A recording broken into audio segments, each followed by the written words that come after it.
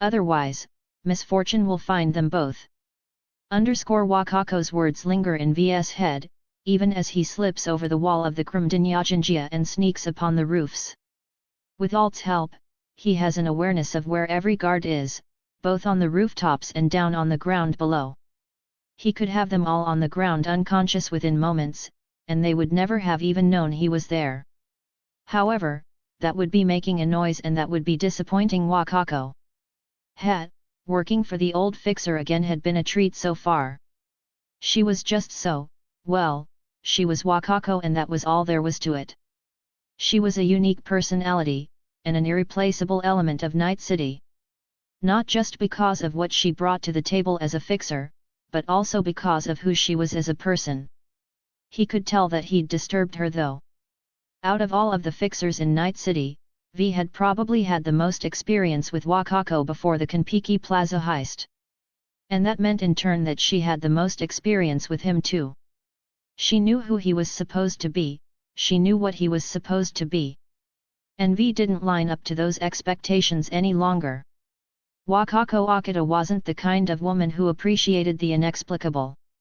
She preferred everything to fit in neat little boxes. However, she also wasn't the kind of woman who was willing to look a gift horse in the mouth. At the end of the day, when an asset fell into her hands, she used it. She'd done the same with V last time around when he'd been dying from Johnny Silverhand slowly overriding him.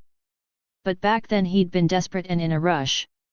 He hadn't done everything she'd asked of him cleanly, but he had done everything she'd asked of him. This time, V hadn't made a single mistake. He'd learned from the past, and he'd not hidden any of his skills. Just like he wasn't hiding his skills now. Moving along the Shinto shrine's rooftops, easily dodging every single guard as he passes through their security net like air itself, V keeps going until he makes it all the way to the back of the shrine. There, in the shrine's Hondan, the Tiger Claw boss Taki Kazo has been holding secret meetings, intentionally trying to cut Wakako out of Japantown. Needless to say, Wakako wasn't too happy about that, and Taki Kazo was an idiot to think he could keep his actions secret from her forever. Wakako Akita wasn't just a fixer, she was a spy mistress. Her web extended out across the entirety of Westbrook, with new strands being spun up and sent out into the rest of the city all the time. Clearly, the Tiger Claw boss thought if he removed himself from the city entirely, she would be blind and deaf to his actions. He'd been wrong. It would have been child's play for V to kill the bastard, of course. But that wasn't Wakako's desire. His instructions were clear.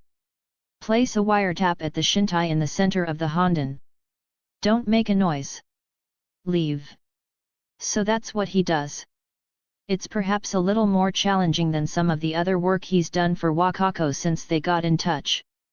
Not as fun as saving a pretty girl like 8UG8 ear from her own bad choices, but certainly more exhilarating given that those Tiger Claw mooks were way less on guard than these ones. And yet, despite this being the cream of the crop when it came to the tigers, not a single one detects him as he places the wiretap and makes his escape.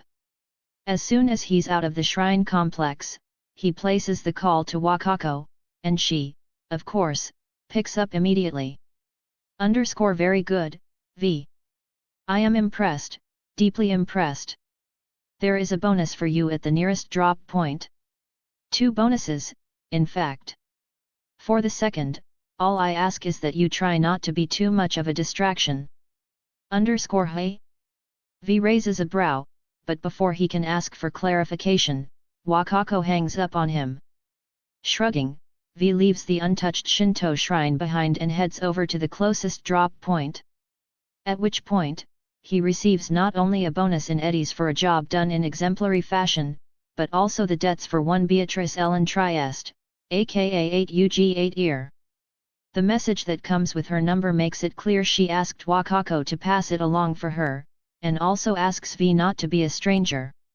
Alt chuckles as she appears in the corner of his vision, leaning into his side. Oh my! Seems like you made quite the impression on that netrunner. Better her than the other one though, eh? V snorts derisively at that. Yes, better her than the other one. He'd saved 2 netrunners for Wakako after all. One of them was Beatrice, who he had to admit looked absurdly fine in her skin-tight, red netrunner's suit. The other was Chunghoon Nam, an older netrunner who'd been an associate of Wakako's for decades. Her favorite, some might say. Needless to say, V didn't swing that way, so if one of the 2 netrunners he'd helped out was going to come onto him, he definitely preferred it to be the pretty young woman over the cantankerous old man. Going to reach out to her now, or save her for later. I could send something her way that would leave her desperate for more, if you didn't feel like having fun with her right now. Something that will keep her nice and ready for us. Oh? V's curiosity is piqued, but he has to admit, he's also just tempted to go get his dick wet right now.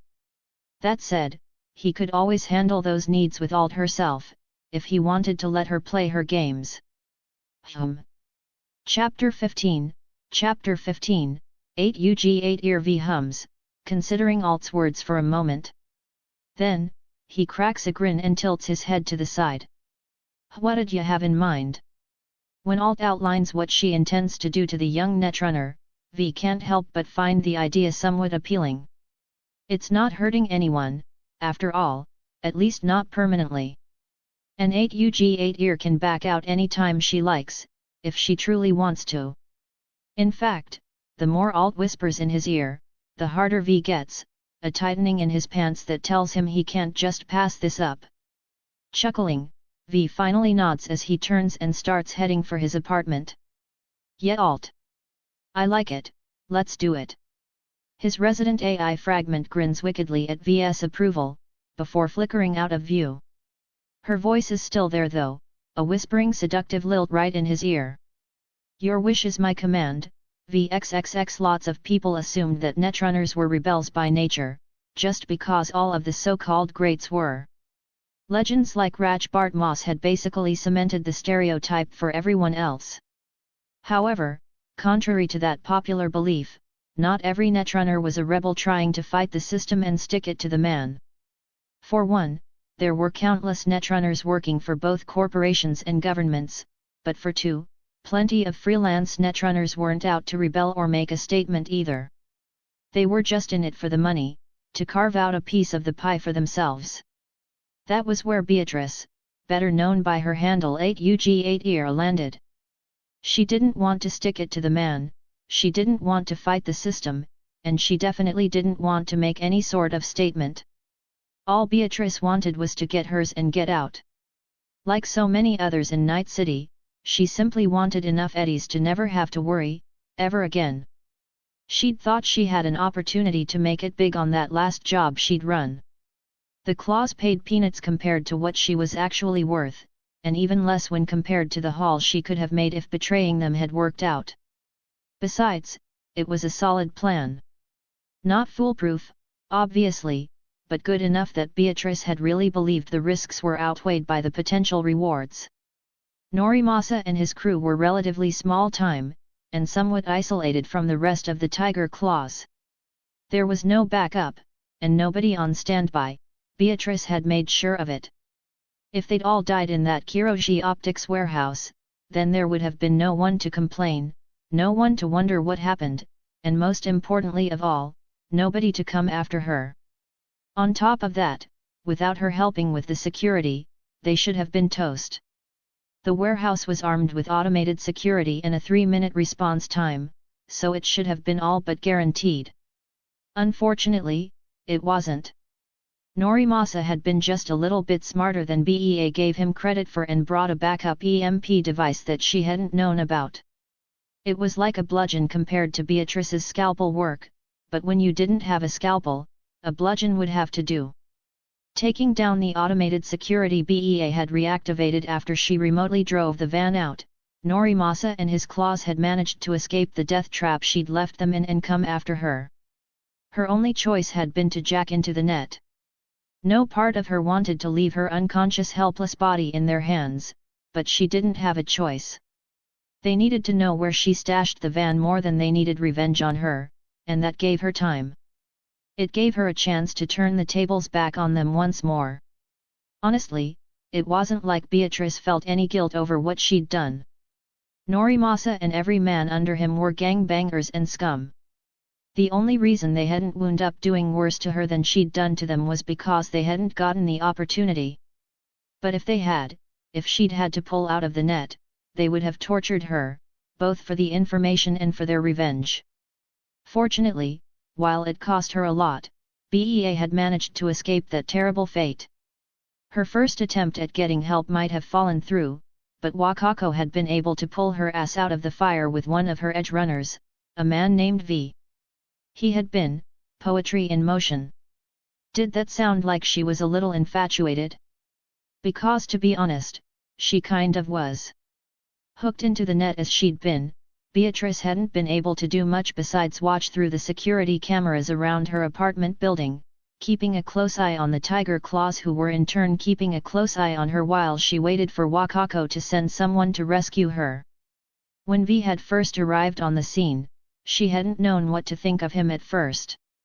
Then, he'd taken control of the cameras himself, slipping into them and usurping them from her without a second thought. BEA wasn't even sure he knew she was there, and she certainly hadn't tried to fight her savior or anything. She'd taken a back seat and watched as he dealt with each and every one of her captors, uploading quick hacks into their cyberware and taking them down silently, one after another. Until finally, it was just Norimasa left, the man standing guard over her helpless form without even realizing that he was all alone. V had entered her apartment then and put a bullet in Norimasa's head before he could even register the mercenary's presence. Cool, calm, collected. Of course, belatedly, she'd realized he might wind up killing her if he tried to disconnect her as she was now. While she could certainly undo the traps she'd set up that were keeping her from being disconnected without flatlining, there was another problem that needed to be resolved. She'd been hooked in too long and was running too hot to be safely removed from the net. However, before she could even begin frantically broadcasting warnings across all of her screens, V had taken a detour, making a right into her bathroom before Norimasa's corpse had even hit the ground. When he came back out, it was with coolant in hand, and that was the moment BEA thought she just might have started falling in love. That level of competency was incredibly attractive, and it didn't help that he was practically a modern knight in shining armor, saving her from the big bad thugs. Unfortunately, while the coolant injection had allowed him to safely disconnect her from her setup and remove her from the net, it had also left her barely conscious and in no proper state to thank her hero. Instead, she'd been only half cognizant of her surroundings as he'd lifted her up in his arms and carried her out to the car that Wakako had waiting for her. Alas, even with Norimasa and his crew dealt with, Beatrice was burned so far as the tiger claws were concerned. Isolated and small-time as Norimasa and his men might have been, they had still put the word out about her actions the moment that they escaped her trap. In that regard, BEA couldn't just stay where she'd been before, especially now that she was in Wakako Ozada's employ. The ancient fixer had ties to the tiger claws but was not one herself. She was above such things as loyalty to any one single gang. That was very fortunate for Beatrice, because it meant Wakako would protect her from the claws, so long as she worked for the fixer, of course. Even better, unlike B's now deceased friend Z3D, Wakako didn't demand the entirety of the van that she'd stolen.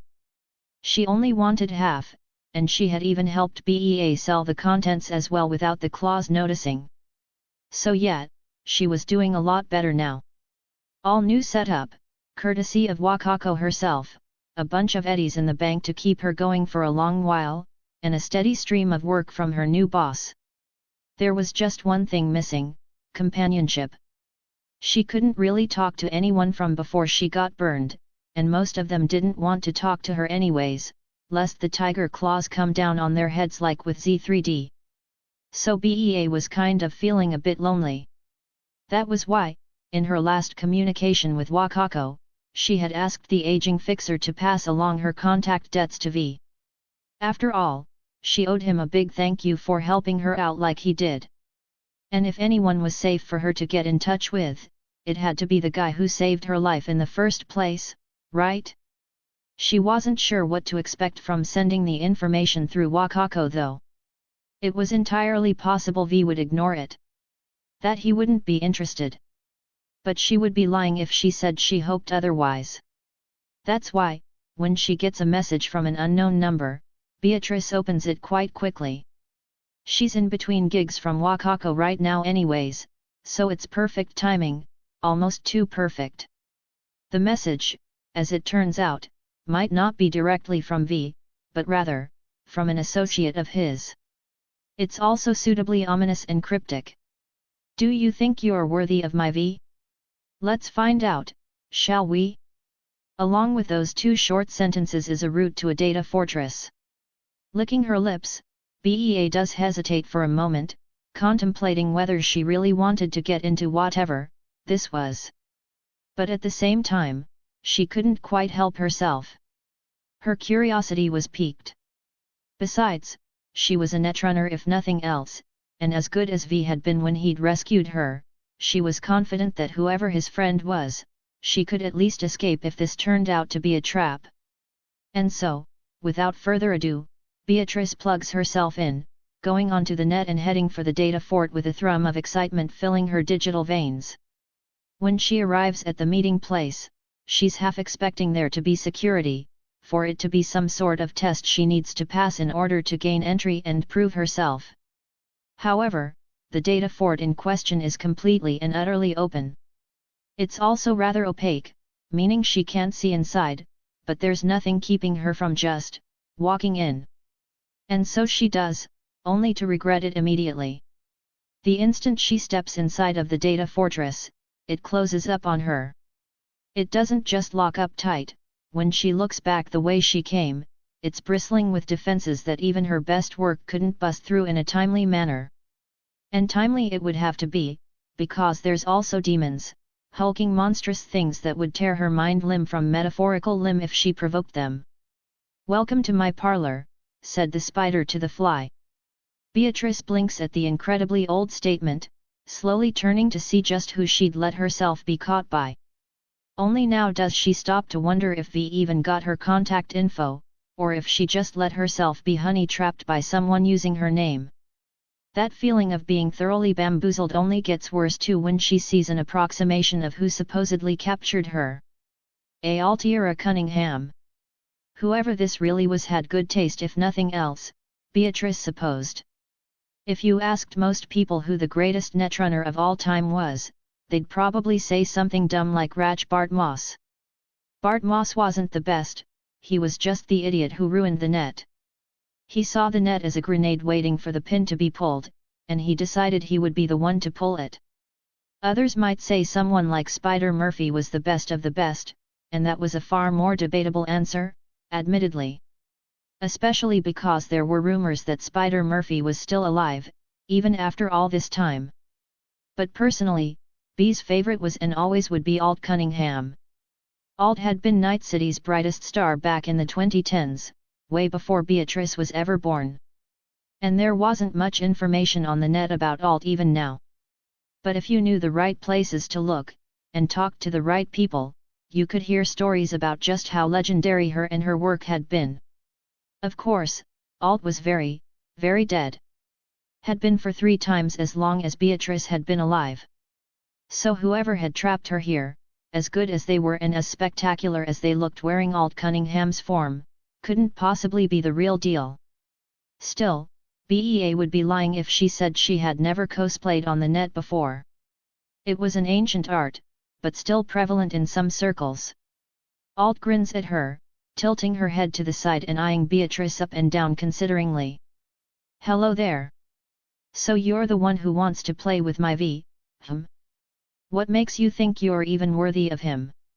Getting interrogated by someone wearing the face of her netrunning idol definitely hadn't been on B's bingo card today, but even if she was up Schitt's Creek without a paddle, she refused to back down. "What makes him yours, exactly?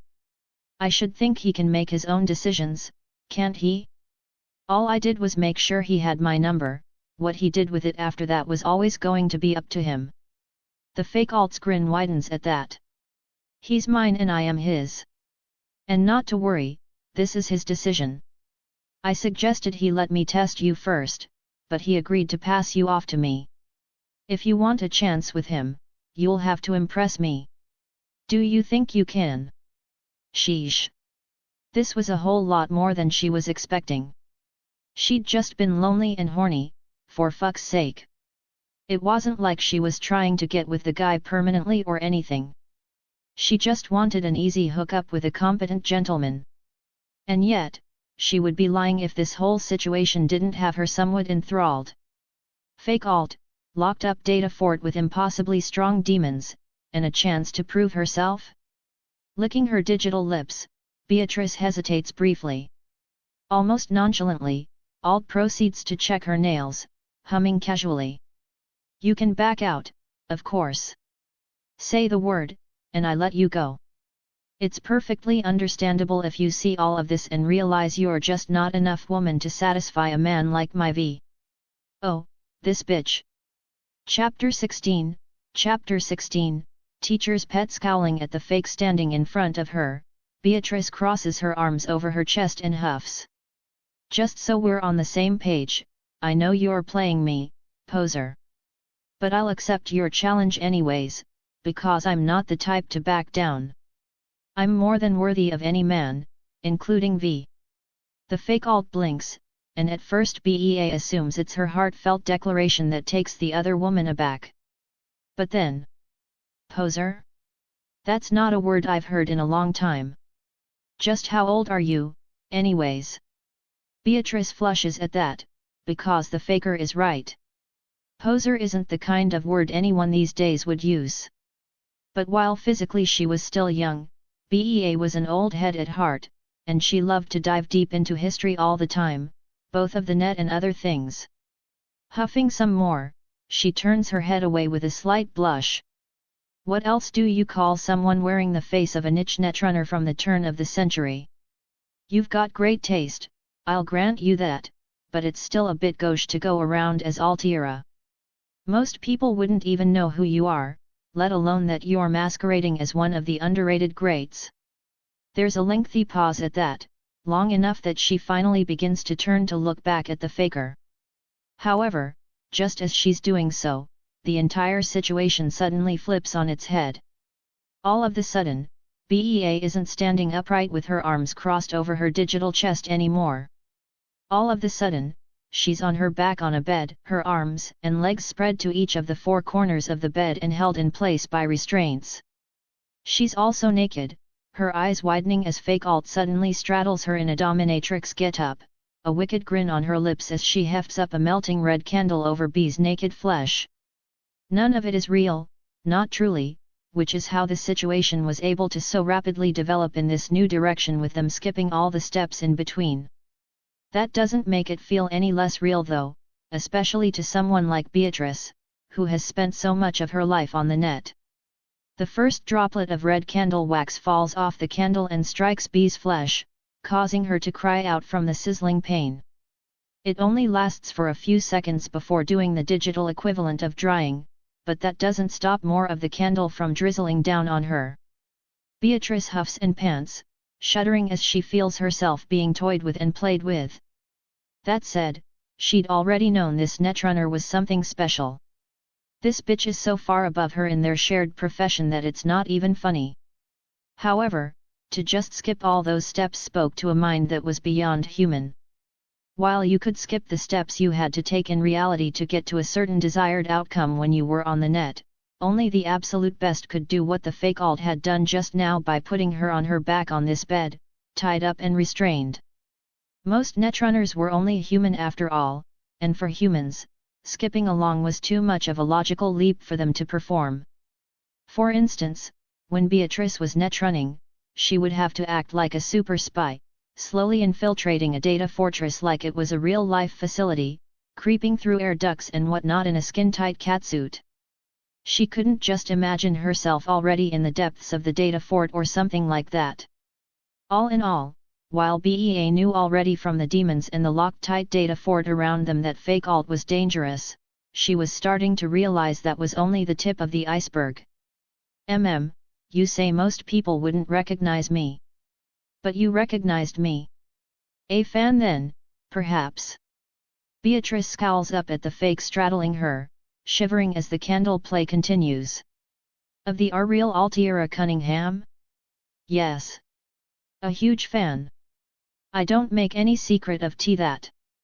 The faker hums and then nods, pulling the candle back. Then, just like that, they're in an entirely new scenario.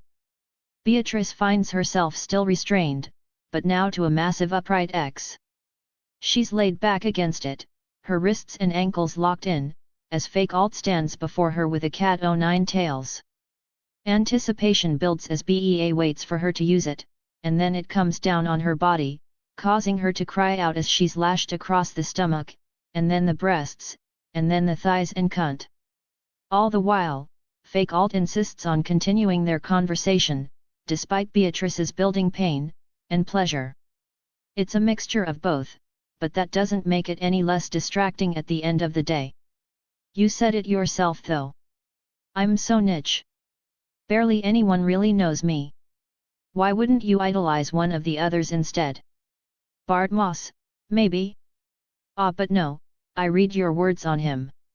Spider Murphy then, perhaps? Or maybe even one of the current best of the bests. Nyx out of the afterlife has significant promise, for instance. The gall of this bitch. Beatrice didn't know whether to be flattered or not that she'd read her words on that idiot Bart Moss. And to say someone like Nyx only had significant promise, shit, this faker was sure full of herself. The cat o' nine tails comes down again, causing another cry to spill forth from Beatrice's lips before she shakily forces herself to answer. She doesn't want the fake to know how much she's getting to her. Murphy is definitely one of the greats, yet. And I would give a kidney to be able to work under someone like Nyx. But Altira H had a certain gene sais quoi that the others all lack. That last bit gives fake Alt some pause as she just stares at Beatrice for a second. Then, even quicker this time, the scenario changes again. Beatrice finds herself bent over a BDSM horse, strapped down and helpless as she feels hands caress her upturned backside and the feel of a thick phallus against her slit. Looking back, she sees the faker naked now and wearing a full-blown strap-on that she clearly intends to use on her. Beatrice blushes at the sight, but also can't help but be a little outraged on her long-dead idol's behalf. Oh Oakman, there's no way you know what she looked like naked. You're desecrating her memory at this point. Fake Alt pauses at that, looks down at her own naked form in bemusement, before huffing and just thrusting in. BEA cries out as she's fucked from behind, even as the other netrunner leans forward, grabbing her by the hair. Saying things like "Gene sais quoi, you really are an old head, aren't you?" As someone who was actually there for all of that, it's kind of cute, I guess. BEA shudders. While she knows this bitch isn't the real Alt, she doesn't think she's actually lying. That makes her pretty damn old, not that it truly matters in this day and age. You can be old as fuck, and with the right cyberware, you can look as fresh and young as ever. Just have to replace your parts as they wear out. Before she can respond, however, the fake Alt changes the subject. You know, this strap-on I'm fucking you with is a perfect replica of VS cock. Her eyes widen and she blushes bright red in embarrassment at that. She'd gotten so caught up in the moment that she'd almost forgotten why she was doing all of this. Her savior. She wanted a chance with V, and now it looked like she was getting it, after a fashion. His dick was inside of her, or at least a perfect duplicate of it if this fake bitch was to be believed. BEA finds herself moaning the more fake Alt fucks her. She shudders as she realizes the bitch managed to soften her up perfectly. She's tried BDSM before, but never over the net, and she's never done candle play or whip stuff. And yet, this fucking cunt had played her like a fiddle, knowing exactly what would arouse her the most, and driven her absolutely wild ahead of fucking her with a strap on. Fuck, just how much did this bitch know about her? It was more than a little frightening, but also undeniably arousing. She can't fight back the pleasure, she can't stop herself from coming hard as fake Alt cybersexes the fuck out of her, and then some. It's not like a real-world orgasm, frankly, it's better. And by the time BEA comes down from the high it provides, the whole scenario has shifted again. All of the sudden, she's back on her feet, dressed and standing across from the faker, almost like it never happened. It definitely did happen though, it was just that fake Alt had skipped the clean-up steps just like she'd been skipping all of the other in-between steps. For a moment, Beatrice shivers in fear. She knew she was out of her league. But knowing and experiencing were two very different things. Alright, you're pretty impressive. BEA perks up at that. Had she passed this crazy bitch's test then? Was she worthy of her savior now? Don't get too excited. You've still got a long way to go before I let you meet up with my V. Until then, I have an assignment for you. Furrowing her brow at that, the younger netrunner crosses her arms over her chest again. What kind of assignment? Rather than answer her, fake Alt just smiles mysteriously, and BEA finds herself abruptly ejected out of the net, her eyes snapping open back in reality with her heart hammering in her chest.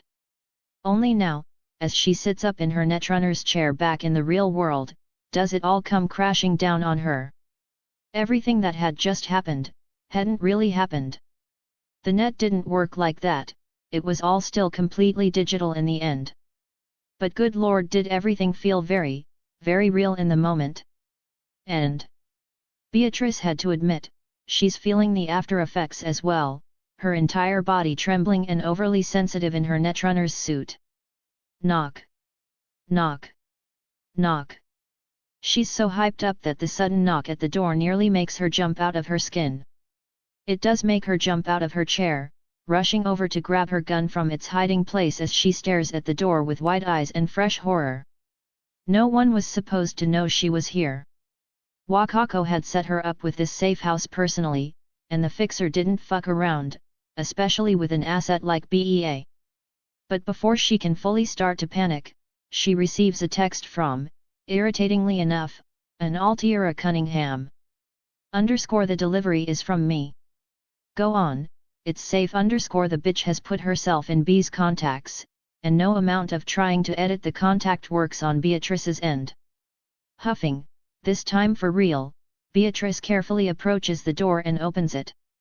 Then, she leans around the door frame, gun trained and ready to unload. But, there's nobody there. Finally, she looks down at the long rectangle package left at her doorstep. Hesitantly, she nudges it inside with her foot and closes the door again. Then, just as hesitantly, she opens the package up, only to blush at what's inside. No sooner has she laid eyes on the long, thick, manufactured phallus that fake Alt has sent her, then she gets another message from the bitch. That's also a perfect replica of VS cock. Your assignment until further notice is to use it to train yourself to eventually take the real thing when we finally call upon you. And don't slack now. I'll be watching _hate, so much hate. And yet, Beatrice nevertheless pulls the massive dildo out of the box, her breath hitching at the heat coming off of it. It feels so real that she might think it was, if it wasn't for the fact that it's entirely unattached to the man it's supposed to belong to. Probably the closest she's going to get to the real thing until they call upon her, admittedly. Hesitantly stripping naked out of her suit, Beatrice moves to the bedroom and lays down on the bed. Spreading her legs wide, she runs her fingers over her slit for a moment, only to find she's already sopping wet. With that confirmed, she brings the tip of the dildo to her slit, and begins to carefully push it in, whimpering as she closes her eyes and imagines its V for a moment. However, before she can get more than an inch inside of her, she gets another message from fake Alt, forcing her to open her eyes and look at it. Oh, and since you've been such a good girl, you should probably know the truth. There's an attachment to this message, and curious now, Beatrice opens it up. She's expecting some sort of true name for the poser who had been pretending to be Alt Cunningham, or maybe their real face at least. What she gets instead is proof. Proof that shocks her to her core, Proof that freezes her in place with progressively widening eyes as her jaw drops open. There was no way, and yet, the proof was in the pudding, as they used to say. It was the original draft for Alt Cunningham's magnum opus, the Soul Killer program. No one had this. No one could have this. It was the sort of thing that had only existed in Alt's head. It was also the sort of thing that couldn't be faked, not in a million years. Not to a superfan like Beatrice. But that meant that was the real Alt Cunningham. That meant the greatest netrunner of the early 21st century was still alive. That meant she'd just been put through the ringer in multiple ways by her greatest idol. Oh! God! XXX Arezaka-sama will see you now. It's the kind of thing that one might hear from a receptionist after being made to wait an hour or two as a show of dominance. In this case, however, that's not what happens. Goro rises from the crouching position he'd taken in the shadowy hiding place on the roof and nods to his peer. Sandayu Oda, Hanako Arezaka's personal bodyguard, just narrows his eyes in response, making it clear he's keeping an eye on Goro. Come. As they descend from the rooftop down the stairwell, Goro's nerves have never been higher. Arranging this meeting with the Princess of Arezaka had taken a lot of favors and a lot of work, especially to make sure it was arranged without the knowledge of her brother, and her father's killer. But finally, here he was.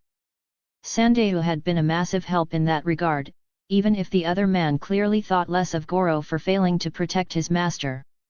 That was all right though, Goro thought less of himself as well. Still, he would consider whether it was right to take his own life for his failure in protecting Saburo-sama only once he'd avenged his master's death. And that meant seeing Yorinobu brought to justice for his crime of patricide. Finally, they come to a door. The door opens, and there, sitting inside, is Hanako Arezaka, the princess of the Arezaka Corporation. She looks no older than her 20s, though Goro is well aware that she's nearly 80, and in fact older than him. He bows low at the waist after taking only a single step inside. Arezaka-sama.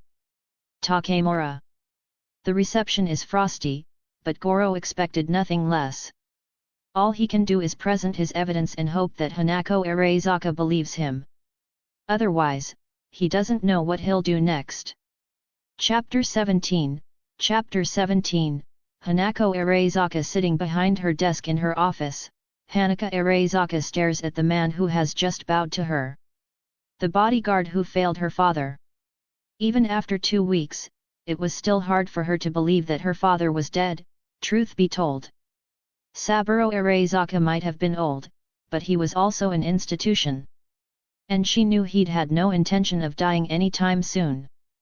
Hanako's relationship with her father had been a complicated one. She loved him and had no intentions of disappointing or displeasing him. She was his youngest and his only daughter, and she had been raised to respect and obey her father, the patriarch of the Arezaka family, above all else. Perhaps if she was the chronological age that she looked, she would even still abide by that mandate. However, despite everyone viewing her as a beloved princess, the innocent maiden of the Arezaka Corporation to be put up on a pedestal and left untouched, Hanako could only pay lip service to that ideal. It was all a facade at this point. The facts were, she was nearing 80 years of time on this planet, and despite her youthful, pristine appearance, Hanako had seen too much and experienced too much to remain her father's perfect princess forever. No, for all that she loved him, for all that she had no desire to displease her father, Hanako nevertheless had her own ambitions, her own agenda.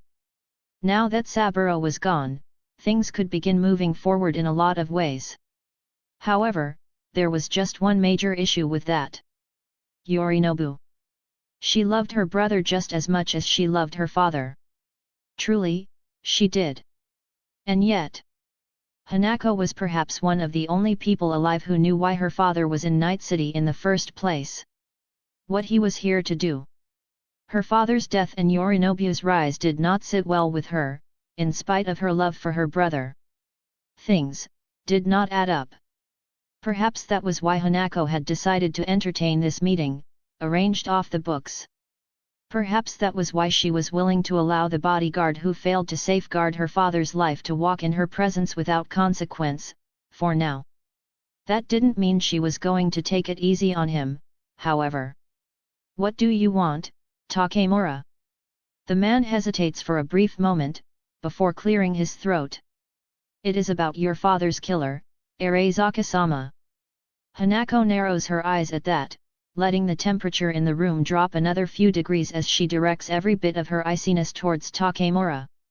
She can tell from long experience that what he has to tell her isn't something she wants to hear.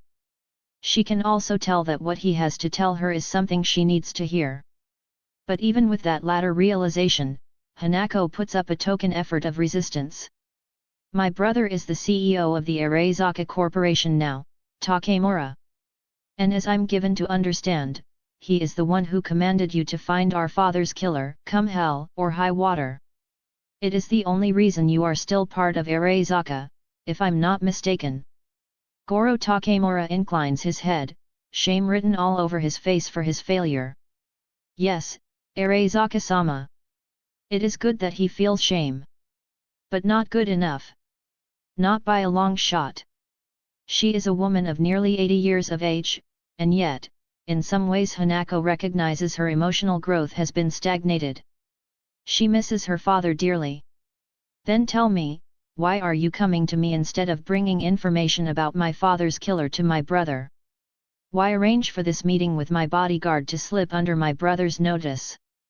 Lifting his head, Takemura looks her right in the eye. "Because, Arezaka-sama, your brother is your father's killer." Something stabs into Hanako's heart. Her first instinct is to order Oda to kill his counterpart. He would do it too, without hesitation and without mercy. Whether Takemura would just lay down and die is another question, but Hanako herself is a self-taught netrunner with over half a century of experience. Between the two of them, her and Oda working together could put him down in a heartbeat. Thinking it out and playing out the execution in her head does a lot to help Hanako calm herself down and refrain from that impulsive reaction. In the end, she does not order Takemura's death, despite his words. Mostly, because she can taste the truth in them already, as much as it pains her. Yorinobu stole the relic. He forced their father's hand, making them both come all the way to Night City in order to retrieve it. The details of the Secure Your Soul program could not be allowed to reach the public, and Hanako knew that her father had been ready to take drastic measures to retrieve the relic from Yorinobu. She had asked her father to let her go in his stead, but he had refused. She had asked her father to be lenient with Yorinobu, but he had not been able to tell her what he intended to do. All of that said, what Yorinobu claimed to have happened made little sense. His official story was that his father had been poisoned. But then, who were those others in his penthouse suite? If Saburo were poisoned, why did mercenaries under the employ of a fixer like Dexter Deshawn need to be inside of the penthouse? It simply didn't add up, and Hanako wasn't buying any of it. So yes, some part of her, deep down, had pondered whether Yorinobu had arranged their father's assassination. However, that wasn't what Takemura was saying. He didn't say Yorinobu hired their father's killer. He said Yorinobu was Saburo's killer. Hanako lets out a shuddering breath, still watching the failure of the bodyguard coolly. She lets nothing of her internal chaos show on the outside. Outwardly, she is as calm and collected as ever, as icy and sharp as ever. She stares at Goro Takemura wordlessly for a long moment before finally responding. "A heavy accusation, Takemura. Does it come with proof, or is this merely the flailing of a desperate man, drowning under the guilt of his own failures?" Her words are so harsh and cutting that Takemura actually winces, his shame growing even further.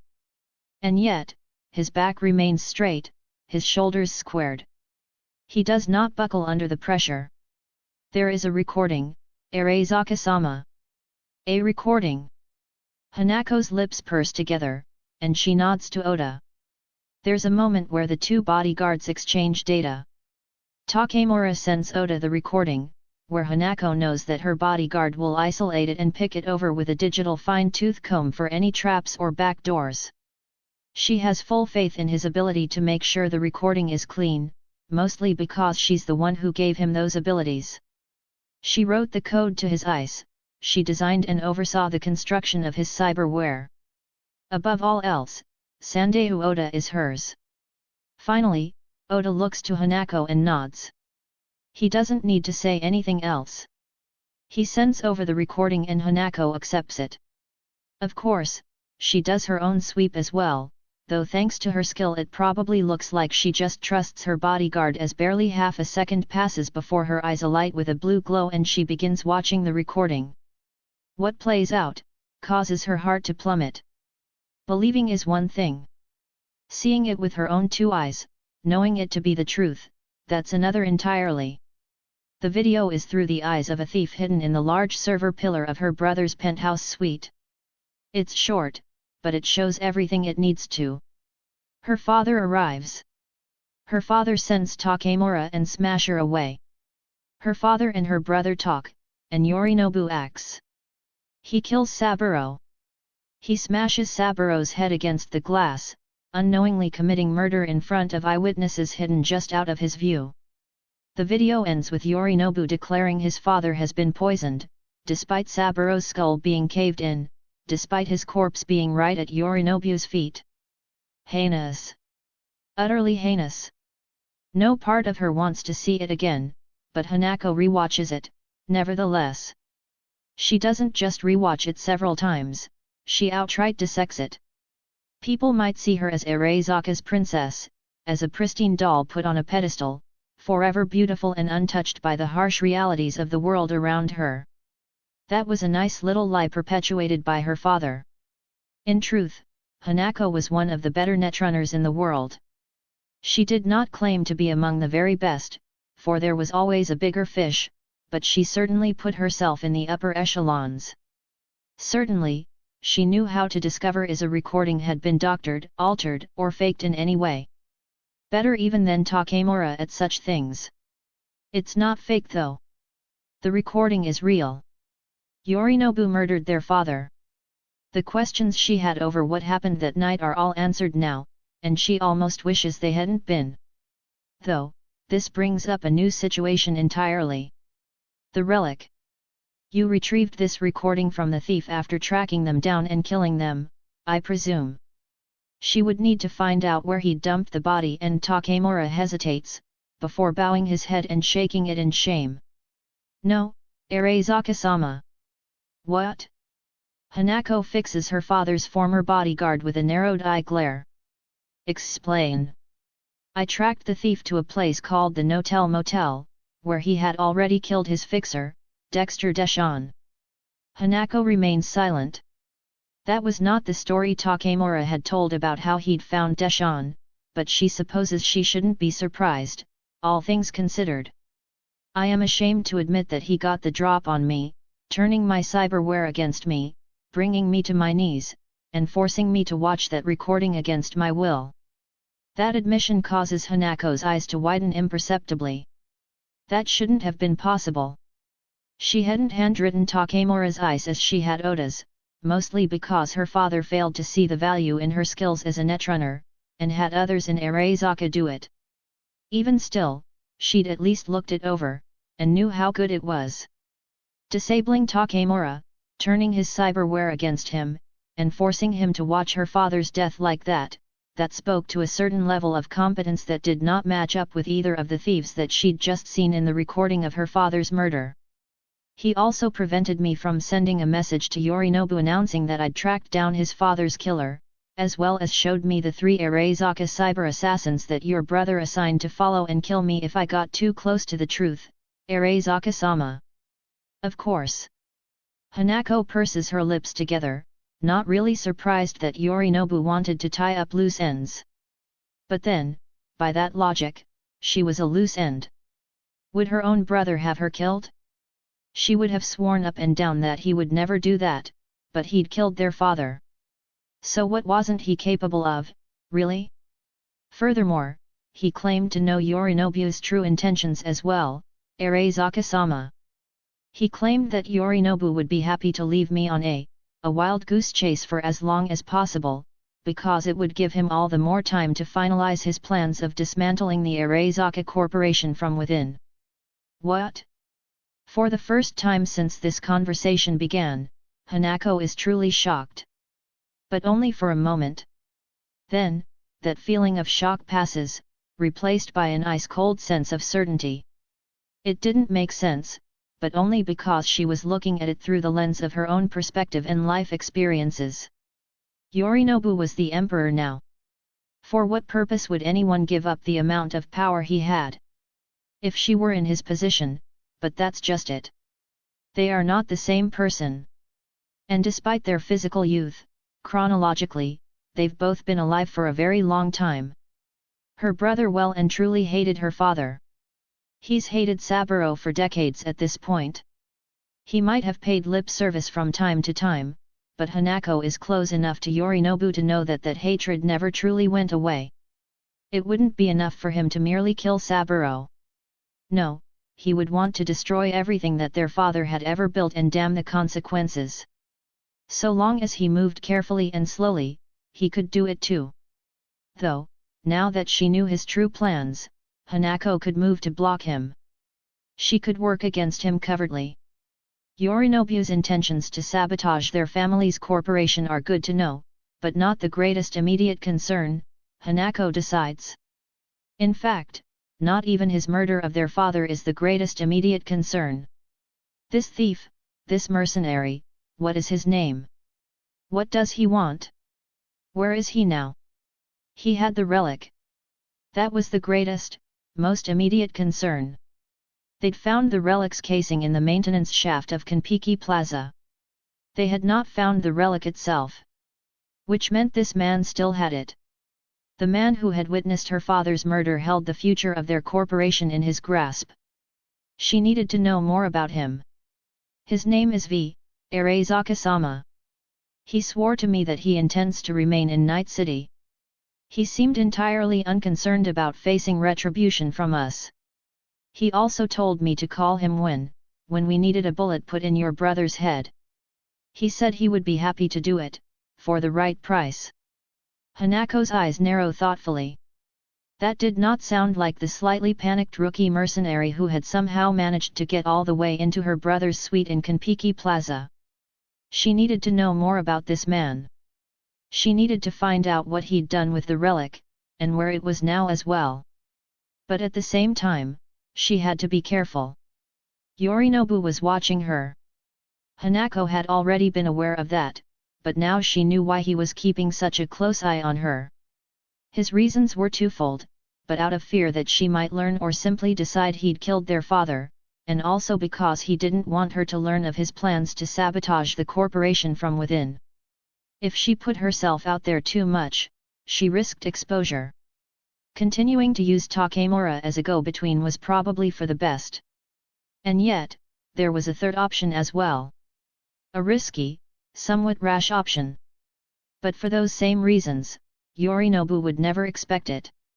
The very idea wouldn't ping on his radar whatsoever. She could call upon her niece, Michiko.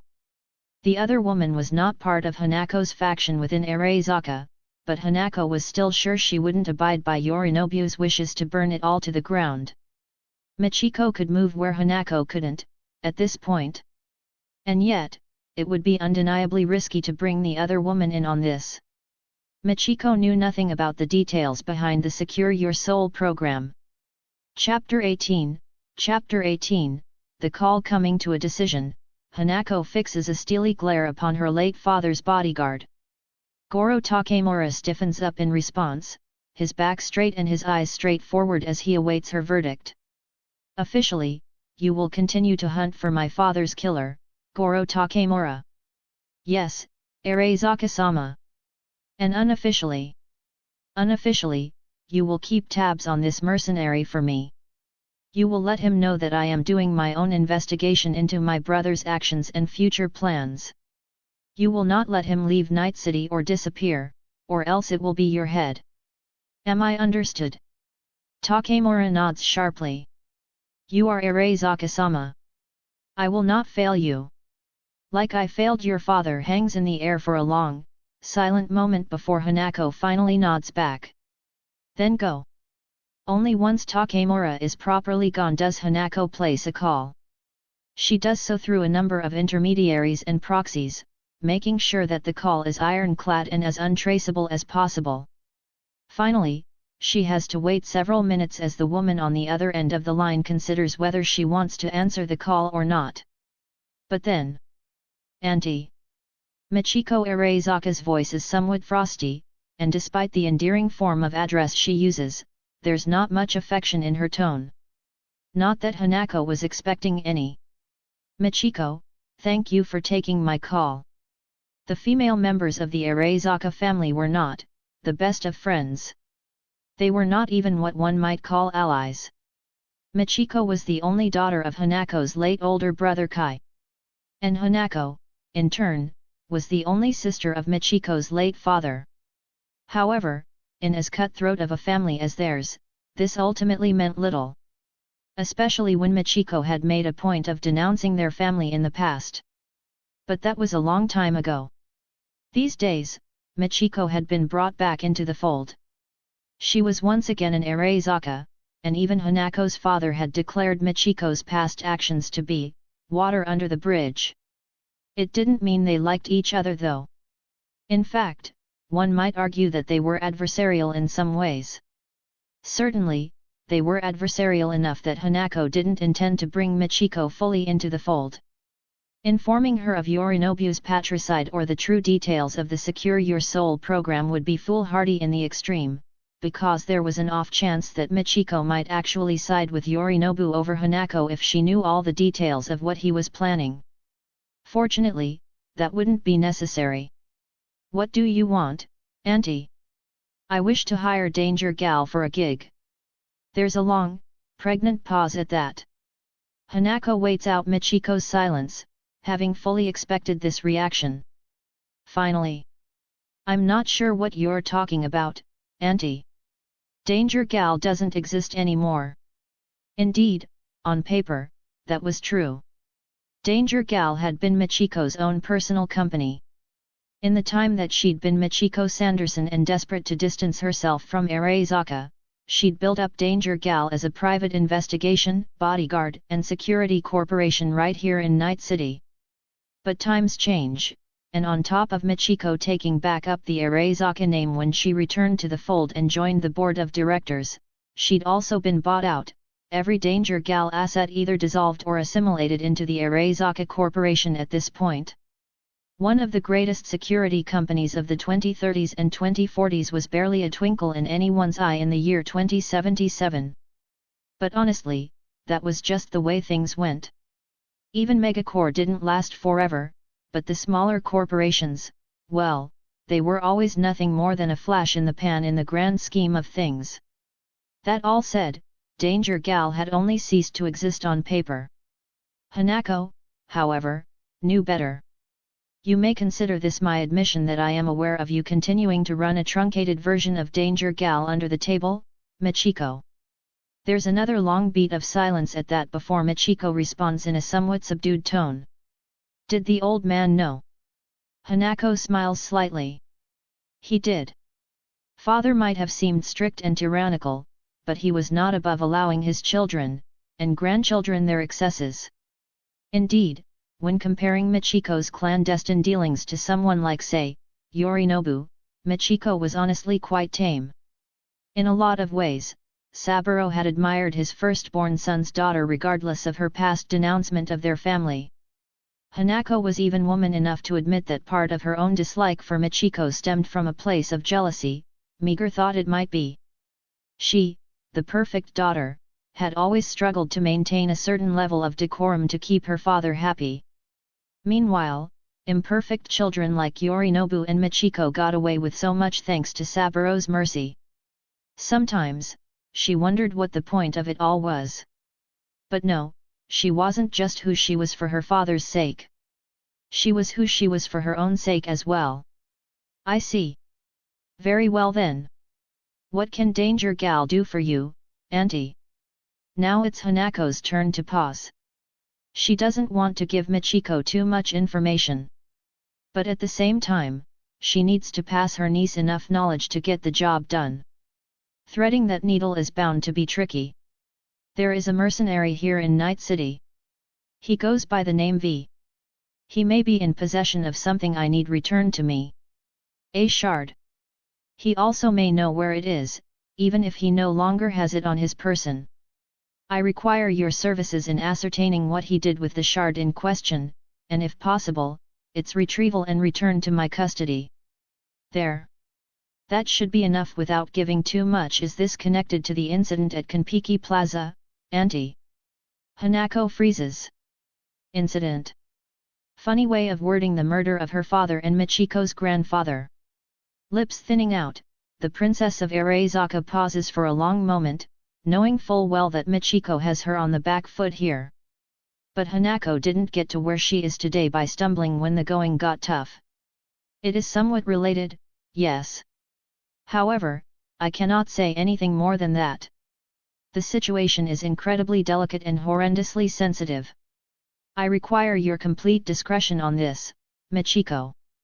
That of you and your people. Danger Gal doesn't do assassinations, Auntie. Nor do we do asset retrieval. It takes Hanako a second to realize what Michiko means by that last part. Once she realizes what her niece is truly concerned with, a smile spreads across her face and she shakes her head. I am not asking you to kill V, nor do I want you to bring him to me, Michiko. All I ask is that you ascertain whether he still has the shard in question, a shard that yes, he would have gotten the night of the incident at Kanpiki Plaza.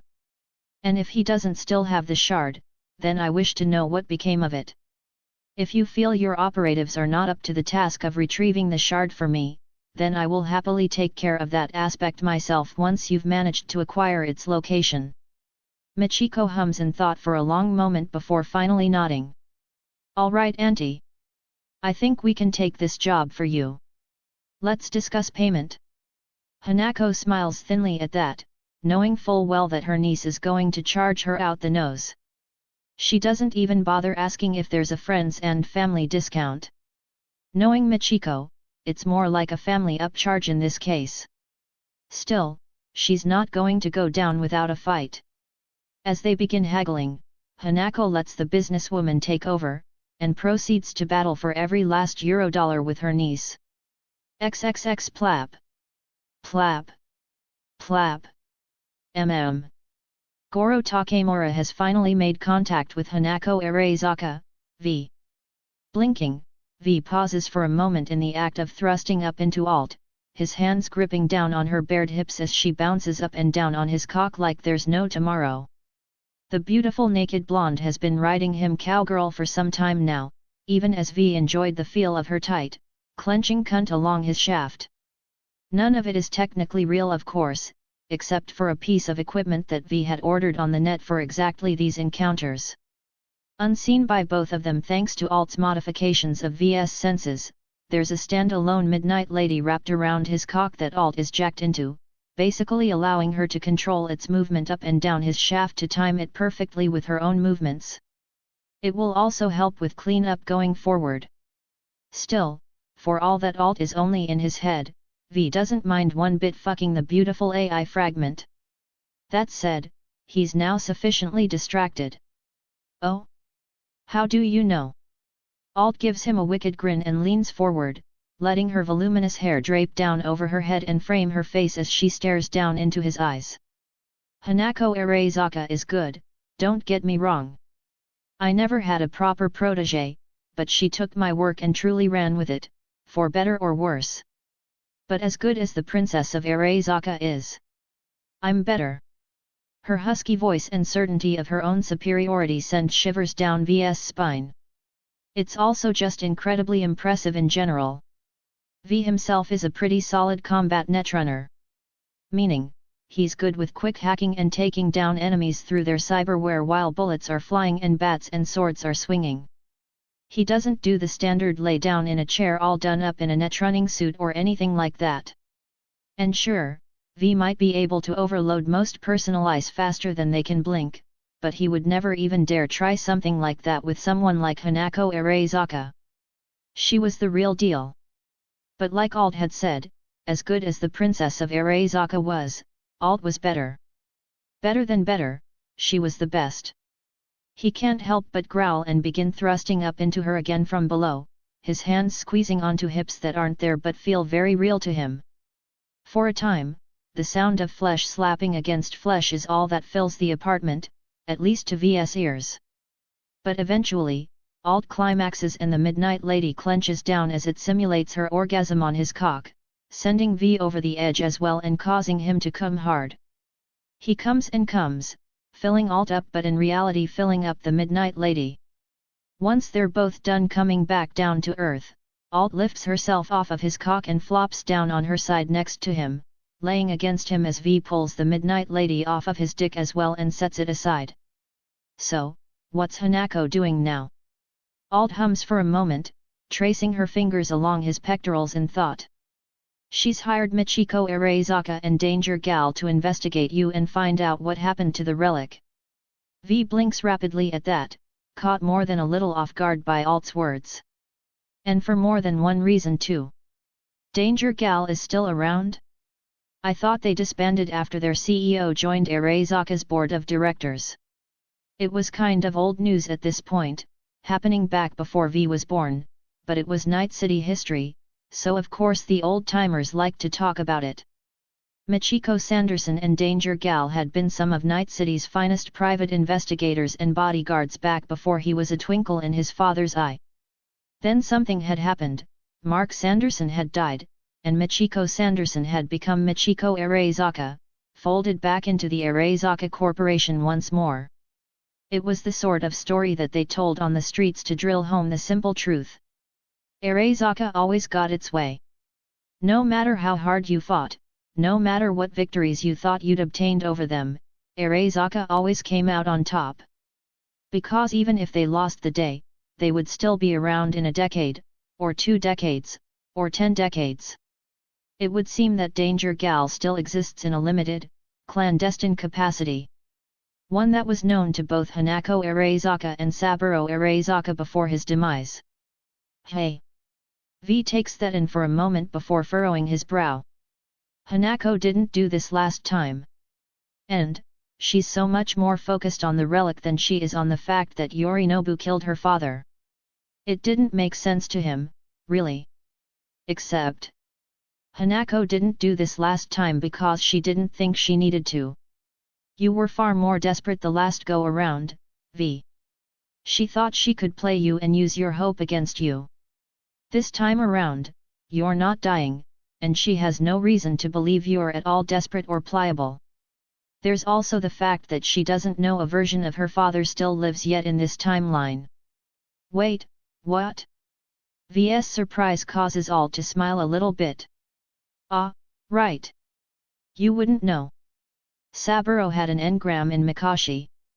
When you and Johnny fought your way there all by yourselves and uploaded my greater self into Mikashi, she subsumed Saburo's engram along with all of the others. If you hadn't succeeded, if my greater self hadn't done that, Saburo would likely have tried to mimic what Johnny was doing to you and overridden someone else's body so he could live again. Well, damn. Fuck that. V might want Yorinobu dead for the part he had in Jackie and T-Bug's deaths, but he certainly didn't want any version of Saburo motherfucking Arezaka to still be kicking around. Getting down to Mikashi and wiping out Saburo and those other engrams again just became something of a priority for V. Though it didn't need to happen immediately. Still. At V's last unspoken question, Alt answers before he can say anything. Hanako doesn't know there's a version of her father still out there yet. That's why she's so focused on the relic still in this timeline. If I had to guess, I would say Hanako was approached by Saburo's engram sometime after you and Takemura kidnapped her in the original timeline. At which point, her priorities changed somewhat. Right now, she still believes she needs to retrieve the relic. Hence hiring Michiko and Danger Gallon. Wow. Talk about a lot. Admittedly, V had mostly been coasting through things since coming back in time. He'd done so much of this before, that setting things up and being ready to take advantage of this or that opportunity, it was second nature to the former and future king of the afterlife and living legend of Night City.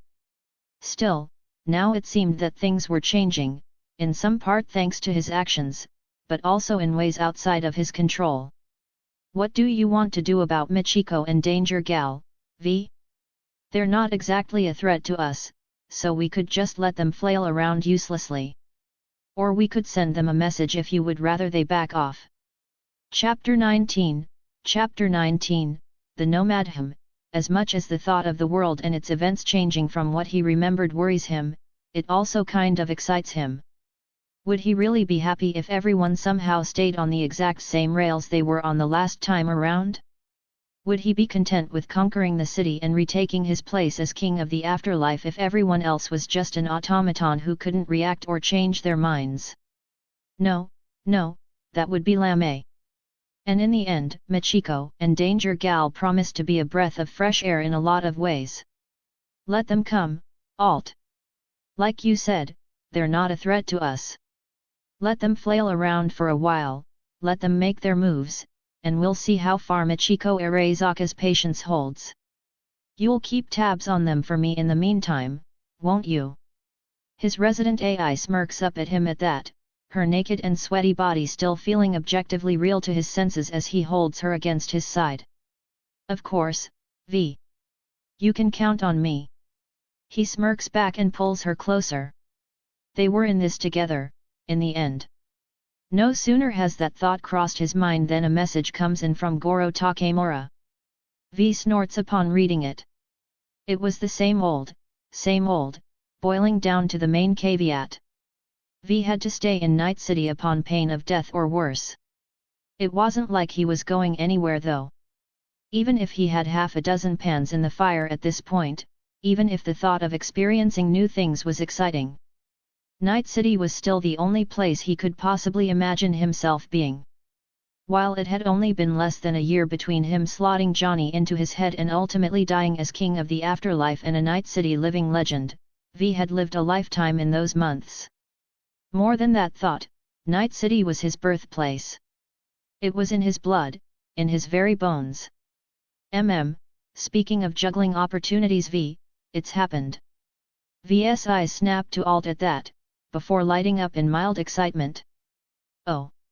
Grinning like the cat who caught the canary, Alt runs a hand through her voluminous blonde locks and nods. Yab! She pops the P as she does so, chuckling as V moves to climb out of bed and get dressed. Your damsel in distress is primed for you to swoop in and save her, V. You finally get to be the big damn hero. Taking her needling with a good-natured huff, V shakes his head. It's not about that. You and I both know that she would never have accepted my help if it came too easily. Nor is she the kind of woman who trusts anyone who tries to warn her either. She's stubborn like that. She had to get bitten first, to find herself down on her luck in order to really be desperate enough to accept my assistance. Alt hums, nodding in agreement with him. He was right, after all. Sure. And none of it has to do with that ass of hers, now does it? That causes V to pause for a moment, before giving Alt a wicked grin of his own. Well. I'm only human. XXX fuckity fuck.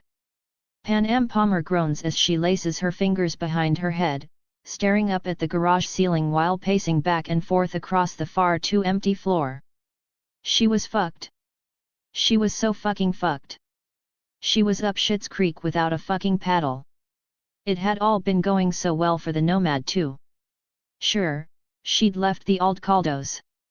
And yet, that still fucking hurt because frankly, leaving hadn't been entirely her choice.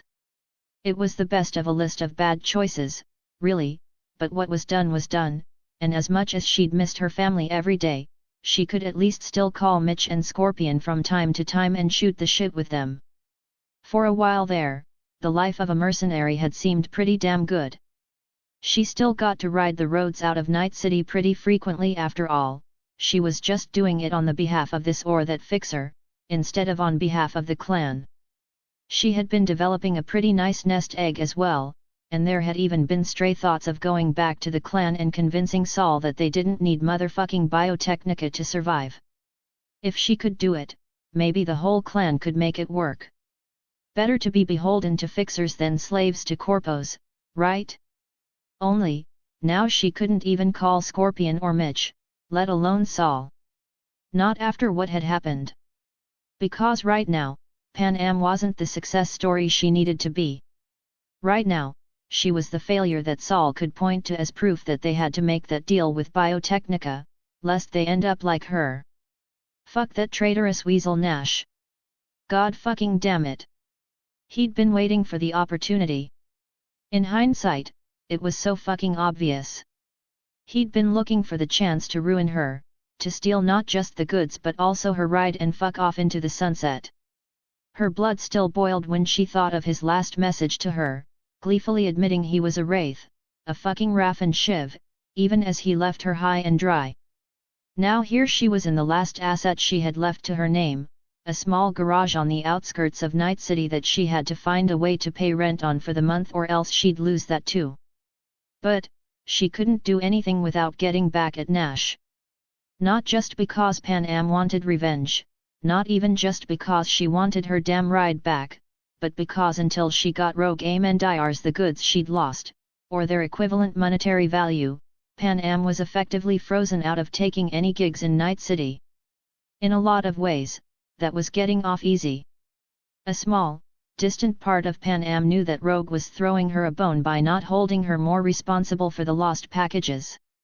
But the far larger part of her couldn't help but curse the Queen of the Afterlife for being so damn unhelpful. Pan Am had been over to the afterlife twice now already, but Rogue had stonewalled her each and every time. It wasn't her problem, the Fixer Queen would say. It wasn't her fuck up. She'd already invested enough in Pan Am as it was. Infuriating, to say the least. But Pan Am wasn't done yet. She wanted to take Nash down anyways, in the end. She just needed to figure out where he was. But first and foremost, she needed to get a new set of wheels. And, maybe also go back to Rogue again. Surely the Fixer couldn't be an ice bitch forever. Maybe once she had a plan and a vehicle, the Queen of the Afterlife would hear her out and give her the support she needed. Maybe Pan Am's thoughts freeze as she belatedly realizes she's not alone, whipping around and drawing her sidearm in an instant. Admittedly, at least part of this is her fault for leaving the door to the garage open while she paced. But that doesn't give anyone the right to just sneak up on her, for fuck's sake. Training the gun on the man's face, she scowls angrily. Get the fuck out. Far from being concerned, or even raising his hands in surrender, the stranger raises an eyebrow at her, making Pan Am feel a heat rise on the back of her neck.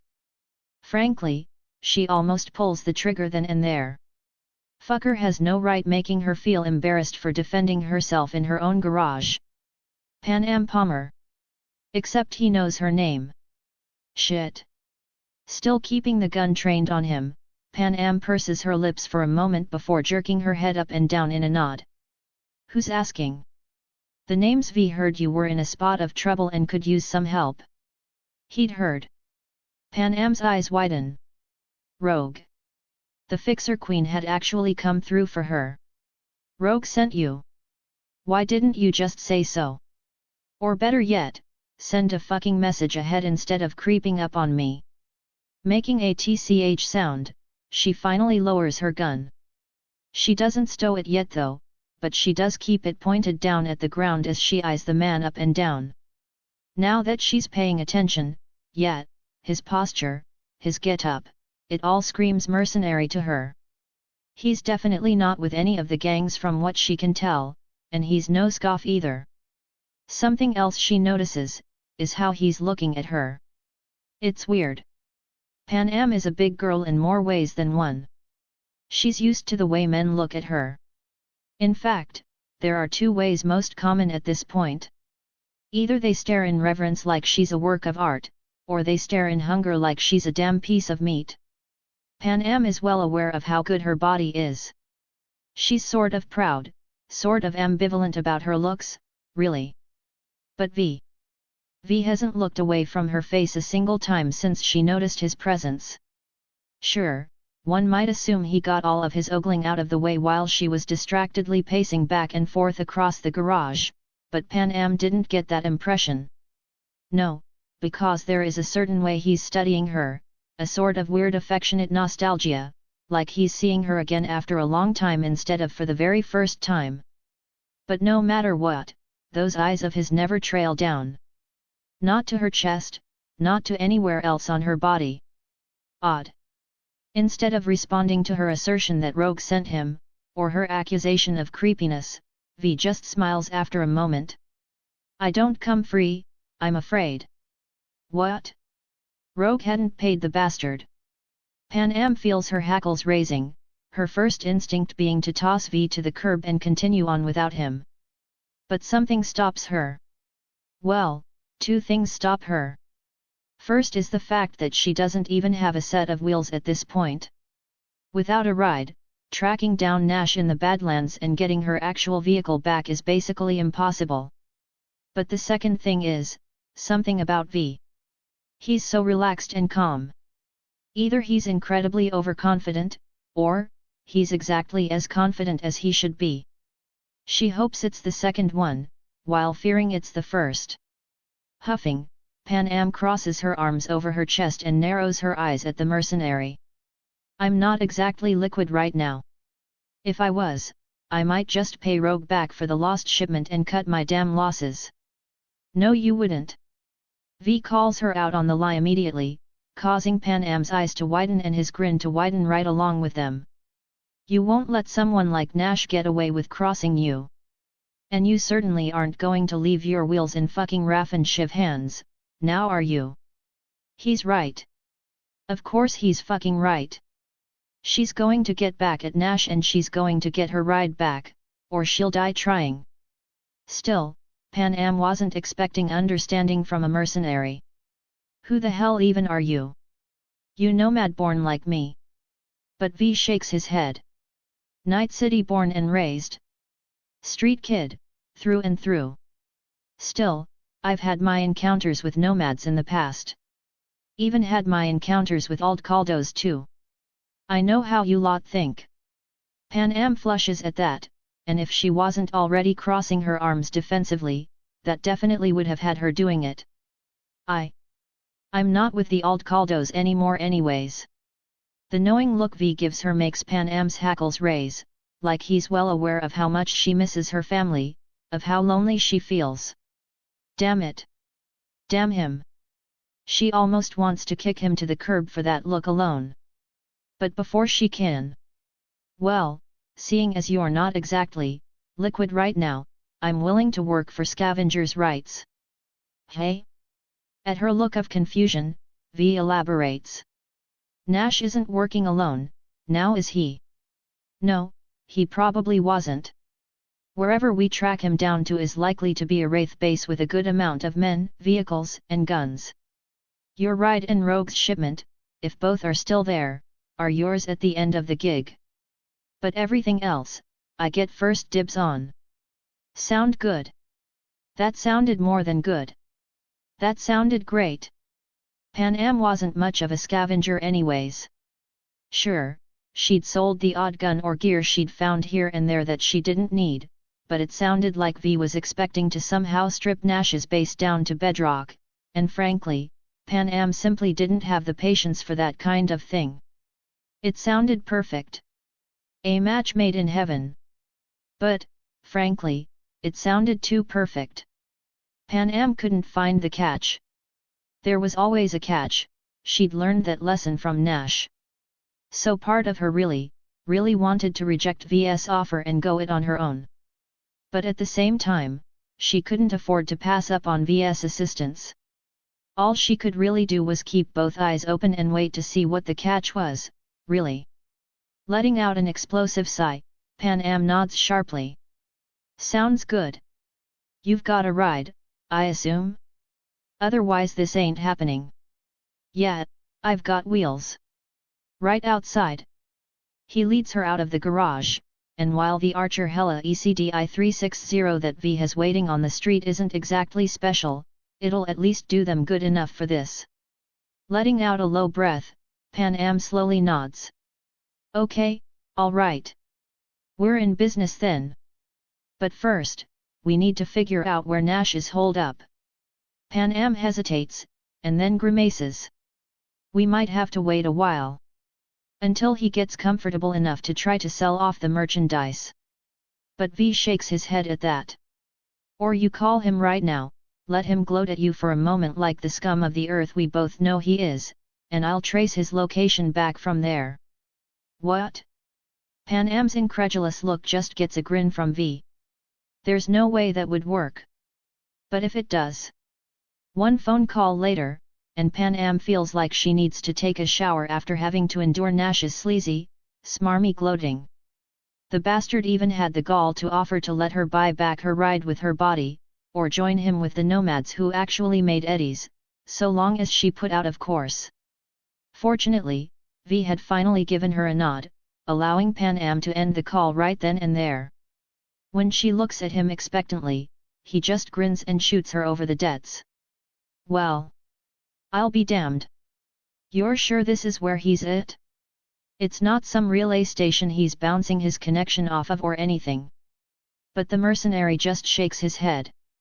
He was bouncing his connection off of quite a few proxies, but that's the end of the road. That's where him and his wraith buddies are holed up, and I'm willing to bet that's where your ride and rogues merchandise will be as well. Just have to go out there and get it back. Pan Am frowns. It still feels too easy. Just like that, hey. Just like that. But she's got no other options. Fine. Fuck it. Alright. Let's go then. Chapter 20, Revenge. I'm driving. It's a knee-jerk demand that Pan Am immediately wants to kick herself for making. Sure, part of her thought this was a trap, and being behind the wheel would alleviate a lot of her current concern. But that didn't make this a good test of V's character or anything like that. What was she going to learn when he inevitably said no? She wouldn't let anyone drive her baby but her either. It was sure, go ahead. Pan Am stutter steps as V shoots her over the debts to access his vehicle, just like that. Her mouth opens and closes a few times as she just stands there while he moves around to the passenger side. When he looks at her and gives her a grin and a raised brow, however, she flushes and hurries over to the driver's side. Now she had to question what this meant, god damn it. In what world would anyone be willing to just let some stranger they'd never met take control of their ride like that? He had been sent by Rogue though, so maybe he trusted her because he had the backing of the Queen of the Afterlife or something. Pan Am is really tempted to ask him point blank why he's okay with her driving. But she doesn't want him to change his mind, so she keeps her mouth shut, gets behind the wheel, and gets them on the road. Leaving the city limits from there is relatively quick, and in no time at all they're making their way to Nash's hideout, which is apparently located in an old mining tunnel near the abandoned town of Rocky Ridge. She hasn't been out that way, but then that makes sense given the rumors of Raff and Shiv in the area. Alt Caldos avoided Wraith turf as much as they could, perhaps too much, frankly. Maybe if the clan was willing to fight a bit harder, then Saul wouldn't be considering selling them into slavery to the Corpos. Pan Am grits her teeth at the thought and punches the gas a bit harder. She's half expecting V to speak up at that, even as the speedometer rises and rises, but he remains quiet. To be fair, it's just them out on the road as far as the eye can see, so there's no need to worry about going too fast. Still, she can feel him looking at her out of the corner of her eye. She can all but sense his amusement. Pan Am blushes, trying not to let it get to her. This was just another gig, no matter how personal it was or how her last partner betrayed her. If V had it out for her, he'd show his true colors soon enough, and this time Pan Am would be ready. In the end, they make it out to Nash's hideout without issue. But that's cold comfort when she sees the state of the place. It's not just the mining tunnel, it's the outside too. The Wraiths have built it up into a fucking fortress. Am curses under her breath as she parks them out of sight of the fortifications before looking at V with a sour taste in her mouth. There's too many of them. Fucking walls, guards, probably turrets as well. They might even have a netrunner too. There's no way we're getting in there. V, to her chagrin, doesn't look worried. He simply lifts an eyebrow along with the corner of his mouth and chuckles. Giving up so easily, Am. She flushes at the casual use of her first name. Her hands tighten around V's steering wheel, taking some comfort in being in a driver's seat even if they aren't still moving. What? You got a plan for how to get through that mess, V? Her challenging tone is just met with a broader grin, making Am blush just a little bit. She quickly fights it down but, well, he's handsome, okay? Not that good looks were in any way enough for her to jump into bed with a guy, but he's got a nice smile all the same. And, the fact that he had yet to objectify her even once was pretty solid too. Probably said something rather sad that automatically put V in the upper echelons of the men she'd interacted with throughout her life, but fuck, that was just the world, really. Yep. V pops the P in his response, even as he pulls out his sidearm and checks it over for a moment. Am's impatience quickly gets the better of her as she grits her teeth. And are you going to share that plan? Looking her way, V smirks. You're the wheels, Am. I'm the solo. The plan is simple. I'm going to go in and clear out the wraiths. You're going to stay here and watch our ride. When the job is done, I'll call you in so you can pick up your truck and Rogue's cargo. What? That was. Am just gapes for a long second as V opens the passenger door and steps out of the car. Finally though, she finds her voice. What the hell? You're just going to take on dozens of Raf and Shiv by yourself. Do you have a death wish? Leaning back in, V gives her a cocky grin that makes the traitorous heat crawl right back to her face. Let's make a deal, Am. If I don't contact you within 30 minutes, you can take this car and leave. Might not be a suitable replacement for your ride, but at least you won't be wheelless anymore. She doesn't know whether she hates or loves this dude. But she's leaning towards hate at the moment. Still, if he's that confident, Am isn't passing up this opportunity. Counteroffer. All of that still holds true, but also you leave Nash alive. I want to kill him myself. If V really thinks he can take down an entire fortress of Raf and Shiv, then he should believe he can capture Nash alive, right? Couldn't hurt to ask, now could it? And indeed, V doesn't even have to think about it. His smile grows a fraction of an inch and he nods easily enough. Sounds like a plan, Am. Talk to you soon. With that, he's gone. Am's lips purse as she turns her eyes forward again, hands still on the wheel of V's car. Could still be a trap. In which case, she should just get the fuck out of the car and either hide or walk away entirely. If it is a trap, her access will probably be revoked any second, and she'll find herself locked inside of the vehicle. But then, he already could have done that. And whether it's that or whether she actually believes he can do it, or whether it's because she simply finds too much comfort in the driver's seat of a ride, Am doesn't move. She doesn't even move when she hears the telltale sign of turrets going off from the fort constructed outside of the mining tunnel. She does flinch a little bit, but otherwise Am remains right where she is. There's shouting and shooting, a whole lot of shooting, but Am stays in her seat, waiting for 30 minutes to elapse before she gets the fuck out of here. Of course, she's also ready to drive the fuck away the moment she thinks the wraiths are sniffing around outside of their fortress. If V has gotten himself killed almost immediately, then they're sure to investigate the area to see if he had any backup. But nobody shows up. Nobody comes out of the fortress, even as the bullets stop flying. Everything gets rather quiet, and Am can only wait as the minutes tick by. It's only been 10, so really, she still has a whole lot of time to wait. Feels like an eternity left in fact. She can't underscore all right, it's done. Come on in. Nash is ready for you _what? Pan Am frowns as V calls for her at around the 14th minute mark. There was no way. Had to be a trap. But, she'd come this far despite feeling like this was a trap. She wasn't, no, she couldn't back out now. Climbing out of the car, pulling out her own firearm, Pan Am grits her teeth as she carefully makes her way towards the Raffen Shiv hideout. She expects wraiths to pop out and open fire on her or demand her surrender any moment, but the whole place is eerily quiet. Maybe they're all deeper in the mining tunnel, waiting for her to really get in too deep. Except no. As Pan Am enters the makeshift walls that the wraiths had built up outside of the tunnel, the place isn't deserted like she'd expected. Rather, it's been massacred. There's blood and bodies everywhere, along with a few barely functional, sparking turrets. Pan Am curses and immediately ducks behind a canister before any of the turrets can swing in her direction, but she doesn't hear the telltale sound of any of them locking onto her as a target, strangely enough. The turrets are friendly, darling. It's fine.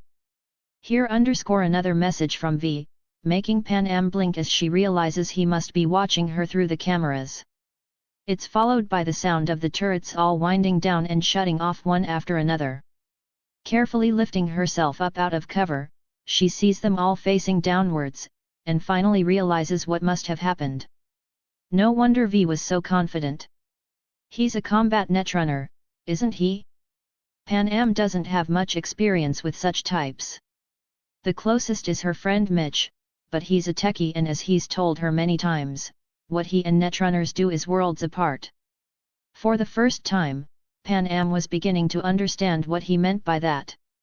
Sure, Mitch could have hacked a turret or two, but he couldn't have done it from a distance, and he would have needed his tools and some time with the thing offline. Based on the timeline, V had been able to use quick hacking to turn the turrets against the wraiths in mere moments, and probably done some additional damage to their personal cyberware at the same time. He'd slaughtered the Raffen Shiv with their own defenses, turning their fortress into a charnel house. A shiver runs down Pan Am's spine at that, even as she carefully makes her way forward. The Nomad isn't sure whether it's a good or bad sign that V isn't trying to rush her. She moves cautiously and slowly, keeping her head on a swivel, and even though she knows he's watching her, he doesn't send another message telling her to get a move on. The mining tunnel is much the same as the outside. Any wraiths she lays eyes on are already dead. Any turrets have been shut off now, though it looks like they took a few bullets from their former owners before said owners were put down by their own turrets. The whole place is unsettlingly quiet, until finally Pan Am gets all the way to the back. Hey, c'mon man, we can work out a deal. You don't gotta do this. Take whatever you want, I can give you eddies on top. Nash Bane. Pan Am's jaw clenches at his weak, afraid voice. Just an hour ago, she'd heard him all confident and cocksure of himself. He'd been at the height of his power trip, demanding sexual favors from her in return for her ride back. Now he sounded defeated. He sounded terrified. Rounding the final corner and seeing Nash on the ground, defenseless and unarmed with V standing over him and a gun pointed at his head, Pan Am feels a rush of vindictive satisfaction. Especially since off to the side is her truck, her Thornton Mackinac warhorse. Not to mention, among the crates that fill the dimly lit cavern, she can make out the distinctive make of the product that Rogue had entrusted them with and Nash had stolen. It all barely happened a handful of days ago, and Nash hadn't had the time to do anything with any of it yet. Thank fucking God! A wave of relief rushes over Pan Am, even as she stomps forward. At the sound of her steps, Nash turns his head hopefully, only for his eyes to widen at the sight of her. Pan Am, Bang! She doesn't waste time. Doesn't mince words either. Sure, she wanted to do the deed herself, but she didn't feel a need to drag it out. That's why, before he can get more than 2 words out, Pan Am has stomped forward, brought her gun up to his forehead, and pulled the trigger. Nash's brains splatter all over the floor and V nods approvingly, even as Pan Am stands there for a moment, awash in a sense of grim satisfaction. Some like to say that revenge wasn't worth it. That an eye for an eye would make the whole world go blind, or some stupid sanctimonious shit like that. Needless to say, Pan Am didn't subscribe to that ideal. Nash had wronged her plain and simple. It wasn't just about getting her ride back, it was about removing a threat from the board going forward. Of course, now she was left all alone with V, the single most dangerous mercenary that Pan Am had ever interacted with. Funny, she hadn't recognized him as such at first. But while she was sure there were probably more dangerous men and women in Night City, they weren't here right now. V was. And he was deadly beyond her wildest reckoning. Well then, that's that him. Your truck is right over there, and I'm sure you know better than me what product belongs to Rogue. I'll help you load it up so you can get out of here, and then I'll start cataloging my own cut. Right. His cut. Literally everything else in the place. Admittedly, given this was literally 15 minutes of work for the solo, Pan Am now realized that V was going to make out like a bandit here. Even if he only took everything his vehicle could carry, he'd probably make a huge profit. But if he knew people and called them in instead, he could make even more money. Part of Pan Am wants to just take what's hers and get. That would be the smart thing to do, at least. But another part of her is tempted to stick around, offer to help him out, and see exactly what he intends to do. Chapter 21, Wheelin' and Dealin'. I'm not going anywhere. There's a brief pause as V arches a brow in her direction and Pan Am realizes just how aggressive that sounded. She flushes slightly before crossing her arms over her chest and clearing her throat. You did me a solid here, V.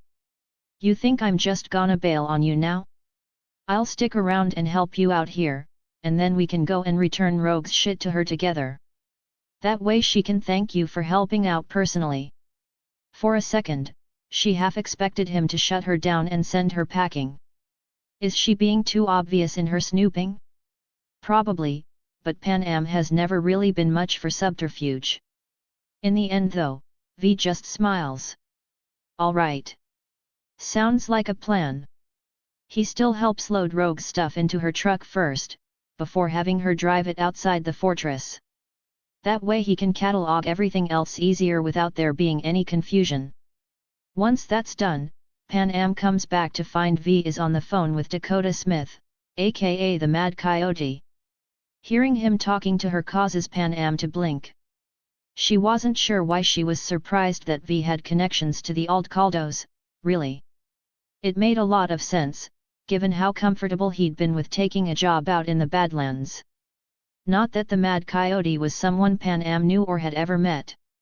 Dakota Smith was part of the Pomo tribe of Alt Caldos, a different group entirely from Pan Am's own clan. That said, she was also the eldest fixer out in the Badlands, and that came with a certain reputation.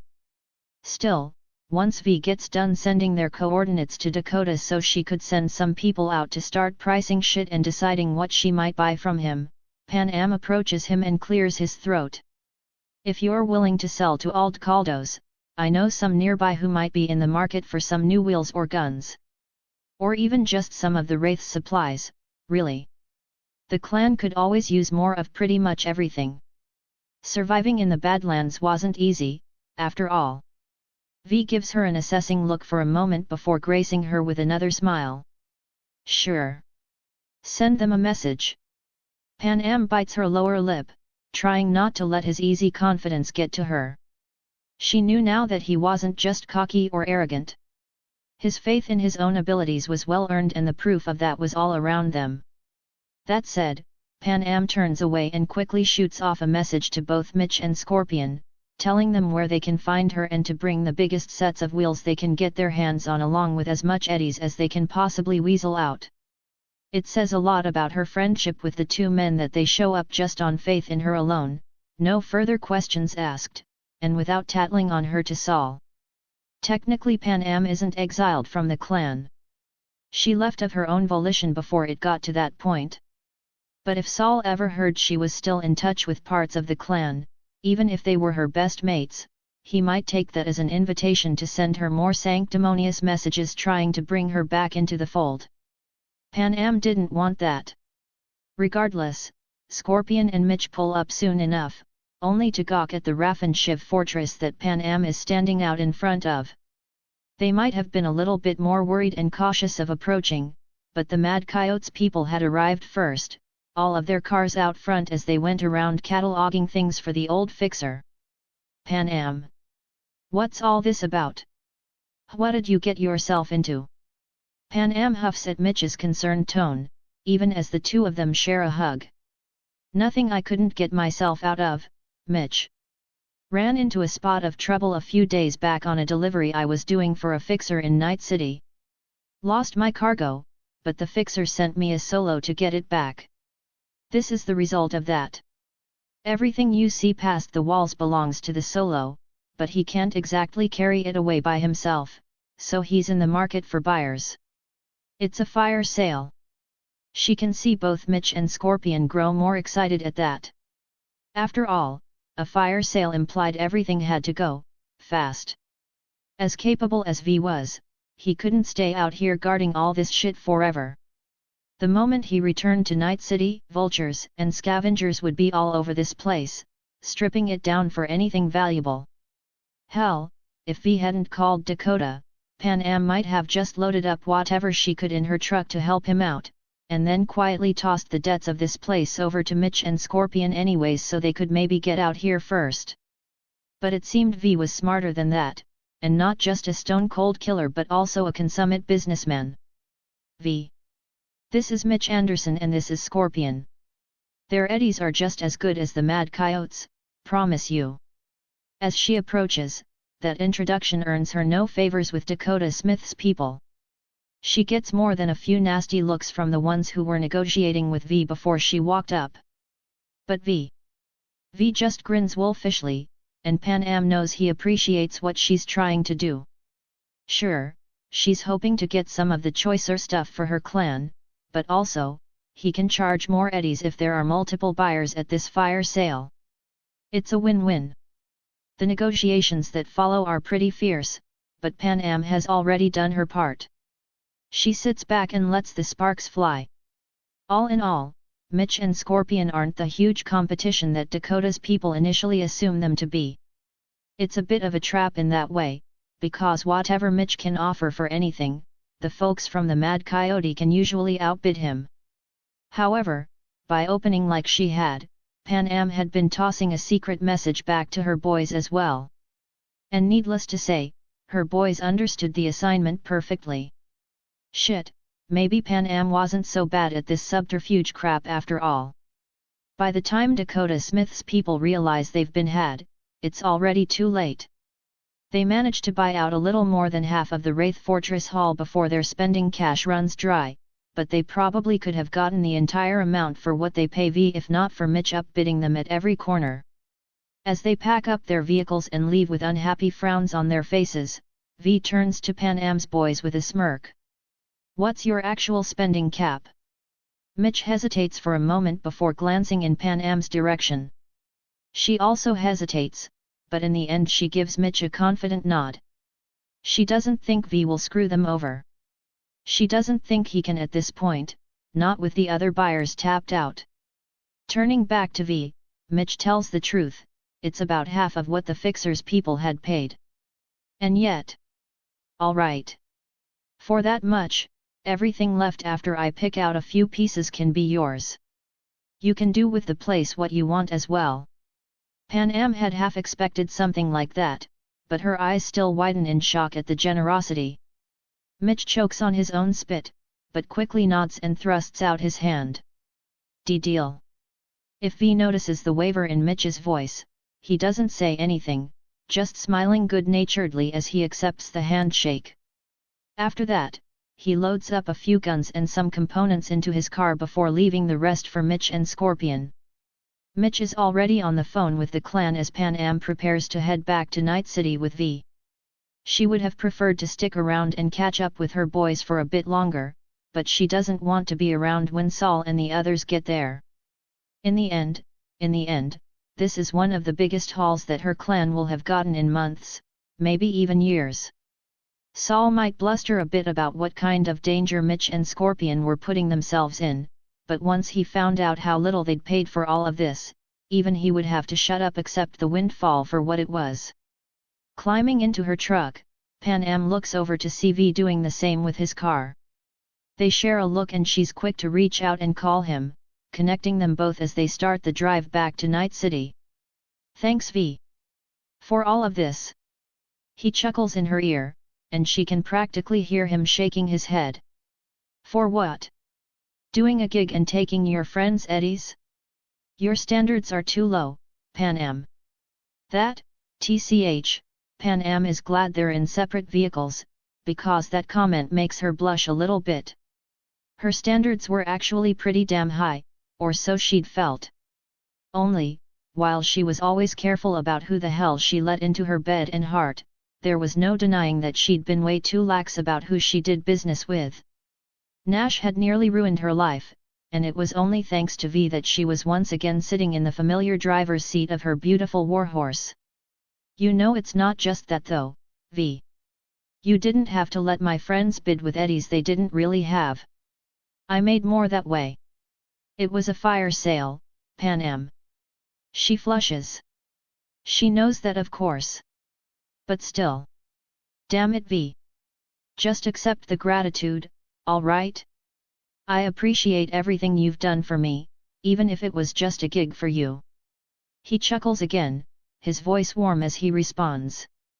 You're welcome, darling.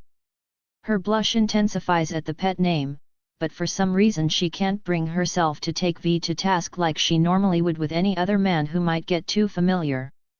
For some reason, it felt right when it came from V. It felt good. Huffing, Pan Am stays mostly quiet for the rest of the ride back into the city. But even that doesn't feel as awkward as it should. Instead, it almost feels companionable. XXX Rogue Amendiars isn't surprised when she sees Pan Am making her way back over to her booth in the afterlife. Even if it only been about half a day since the nomad-turned-courier had last been in here to cry about losing the shipment, Rogue knew her type. She knew to expect Pan Am to come back in here over and over again until Rogue either threw her a bone or had her kicked out for good. Damn it all, but Rogue did have a bleeding heart, didn't she? It was Pan Am's own damn fault that she let Nash steal the shipment and her ride out from under her. There were other fixers who would have had the young woman shot and tossed in a ditch somewhere for failing to live up to her obligations. But Rogue didn't like to waste talent, and Pan Am had talent.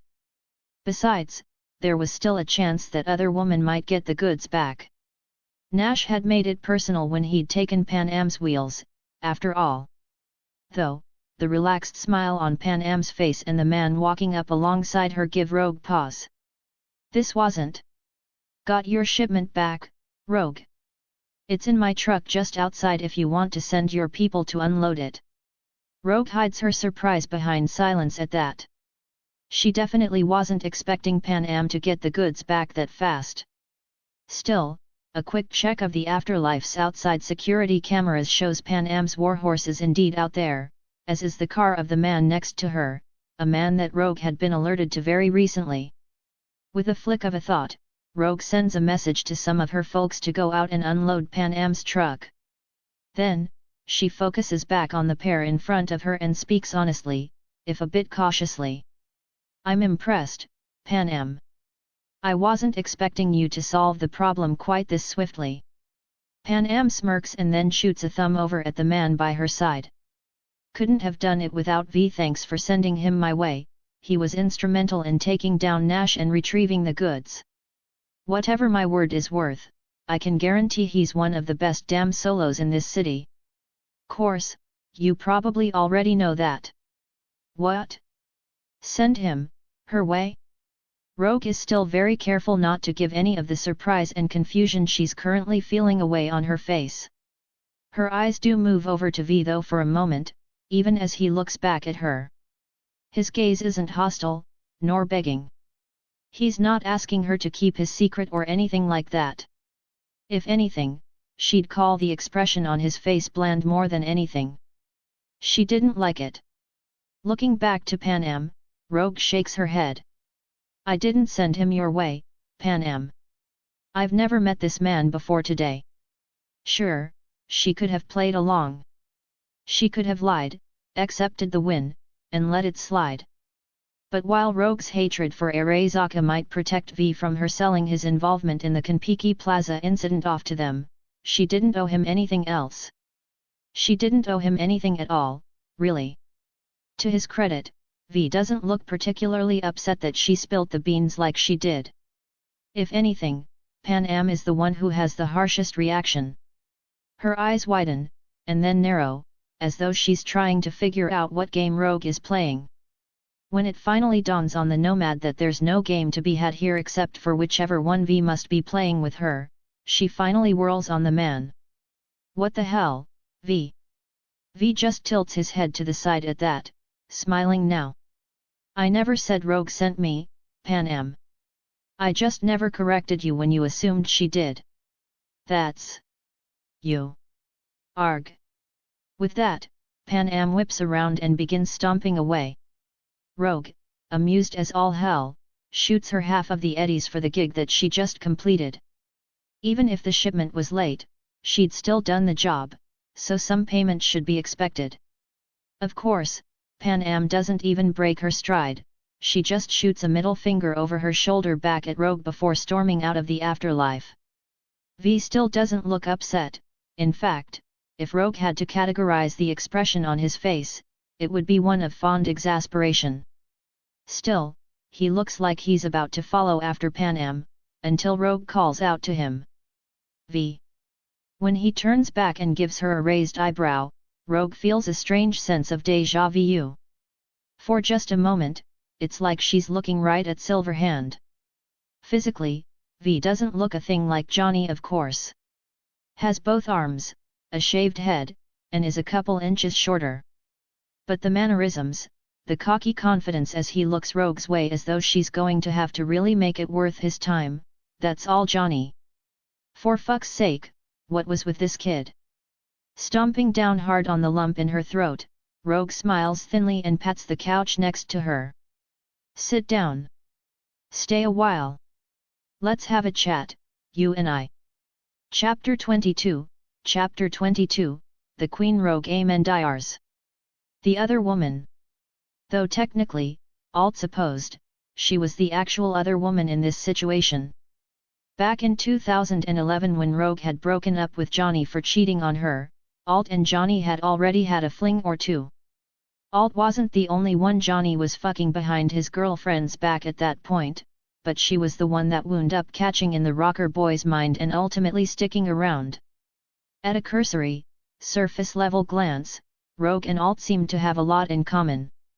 Strong, independent women who didn't take shit from anyone. The difference between the two of them was that when it came to Johnny, Rogue had made an exception to that rule. She'd let herself get pulled along into Johnny's orbit and set herself up for heartbreak in the process. By comparison, Alt had loved Johnny, but she hadn't let him take her for granted for even a nanosecond. He was a part of her life, but he wasn't the focus of it. She had her own work on the net, and while it wasn't like she was playing hard to get or anything, she didn't jump into action the moment Johnny called. It made her all the more addicting to the easily obsessed rocker boy. And ultimately, it had gotten Alt killed in the end. Because as strong as she'd thought she'd still been too weak to protect herself. Too weak to keep from being captured by Arezaka. Too weak to stop Johnny from recklessly charging in to save her, only to sign her death warrant in the process. Johnny and Alt, the real Alt, had both died a long time ago. Rogue had survived. She'd lived on, and now here they were, 50+ years later. The mercenary had become a fixer, and not just any fixer but the queen of the fixers. And this was her domain. Watching from the sidelines, invisible to everyone but V, Alt tilts her head to the side as she considers Rogue.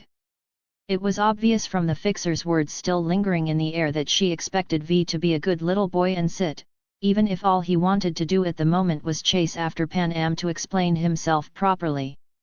What Rogue didn't know was that V was in no great rush to run down Panam. The female nomad was hot-headed, but her temper was like a flash in the pan. The anger would peter out quite quickly if she was just left alone without the source of it staring her in the face. Right now, the worst thing that V could do was follow her, and he knew it. That's why he just shrugs and ambles over to the seat Rogue patted, dropping down into it on the couch next to her. He winds up in the corner of the thing, his arms spread over the back and one leg up using the couch itself as a footrest. It's a Johnny pose, plain and simple. Of course, Alt being in V's head and all, she knows it's on purpose. While there are still fragments of Johnny scattered throughout the engram that V has become, V is still his own man. A legend in his own right, one even greater than Johnny Silverhand, if you were in the correct timeline anyways. But that doesn't mean he doesn't know how to act the part. This posture is all Johnny.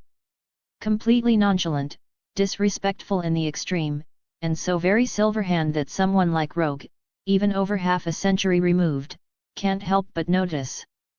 The Queen of the Fixers doesn't flinch, but Alt sees the tightening around her eyes and the slightest pursing of her lips all the same.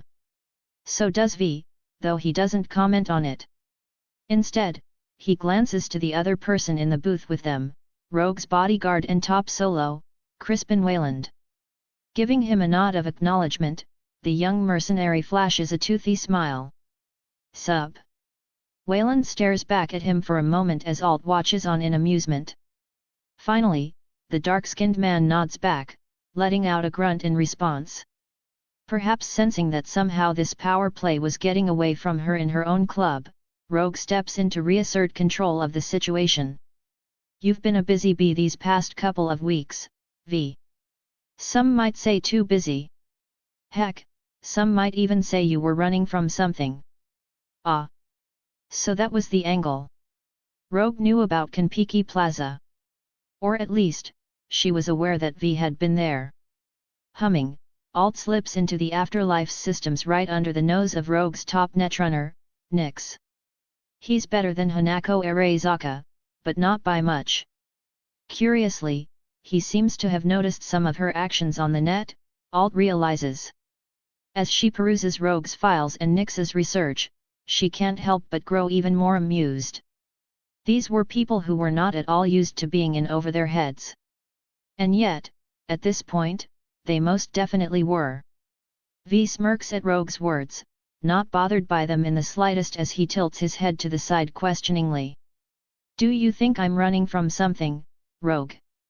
Eyes narrowing, Rogue studies V in silence for a long moment. No, I don't think you are." Insightful. But then to be fair, Rogue hadn't gotten to where she was today by being a chump. Even if V's Johnny-like mannerisms were throwing her off a bit, Afterlife's queen was more perceptive than most. "Honestly, it feels like you're running towards something. You're making a name for yourself, V, fast. And without a care for who finds out too. It's almost like you want Arezaka to come for you." Alt raises an eyebrow at that.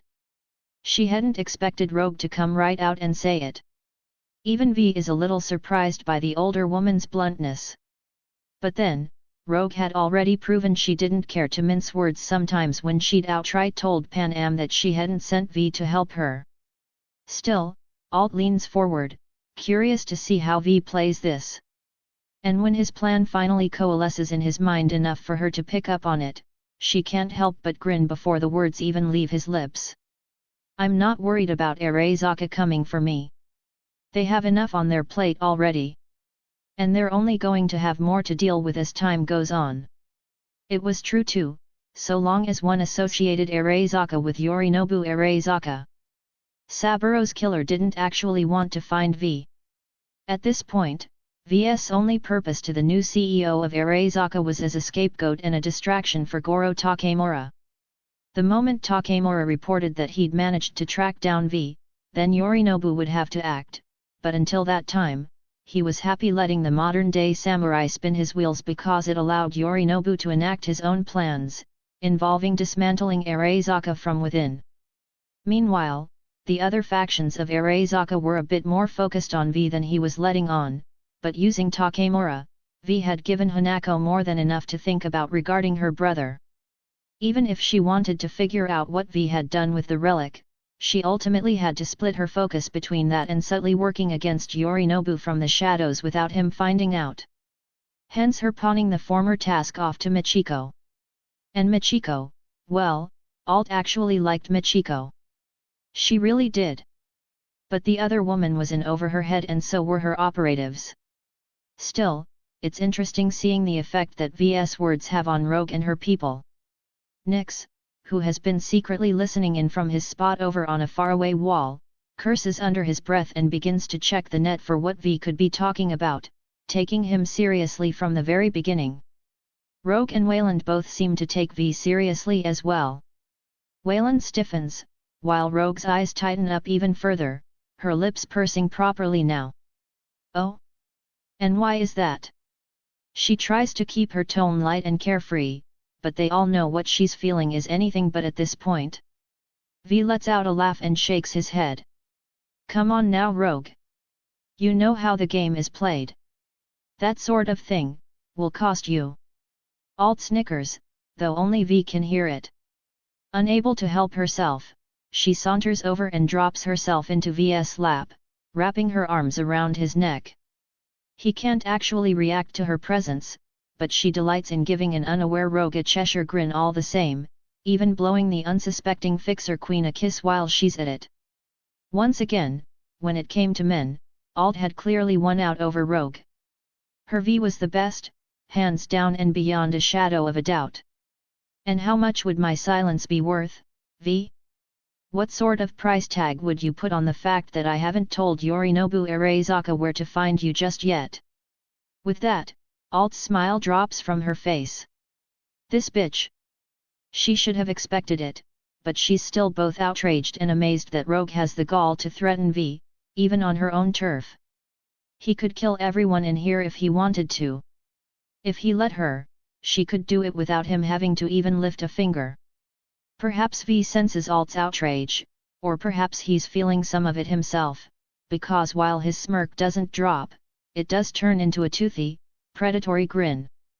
He leans forward in a motion that is all V and no silver hand, causing Rogue to stiffen and Crispin Wayland to place his hand on his holstered sidearm.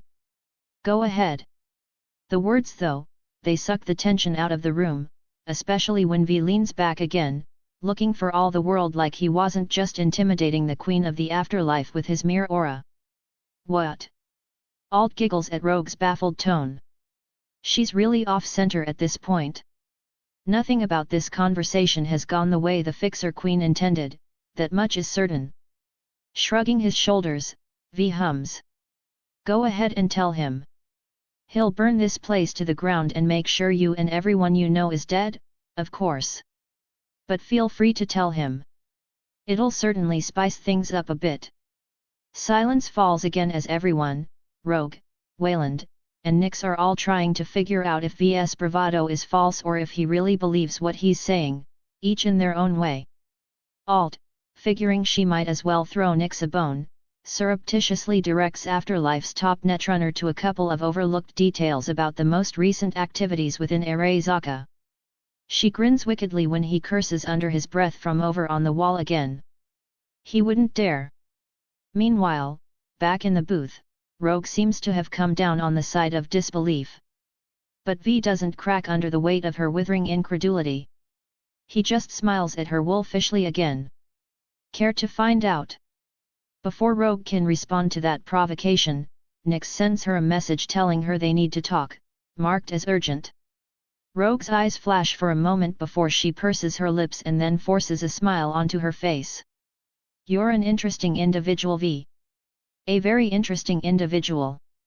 And I've heard nothing but good things about your work so far. Can I expect to call upon you in the future if I have a gig worth your time? It's a crazy thing, to threaten to sell someone out to a megacorp and then a few seconds later offer them future work while so clearly dismissing them from your presence. But then, this is a crazy world they live in. If V were any less than the man he is, he probably would have made a scene. Instead, he rises to his feet and gives Rogue and Wayland another nod each, still smiling easily. Of course, Rogue. If the price is right, you can always hire me. And knowing you, I'm sure the price will be right. He gives her a wink at that. The older woman doesn't flush or blush or anything, but Alt can tell that V has piqued her interest in a way practically no one else does these days. As he moves to leave the booth, Alt rests a hand on his shoulder and whispers in his ear, still invisible to everyone else. Going to stick around for a second. See the fallout. V doesn't acknowledge her in any outward way, but she gets an internal ping from his thoughts that tells her he's in agreement. With that, he leaves the afterlife and Alt stays behind.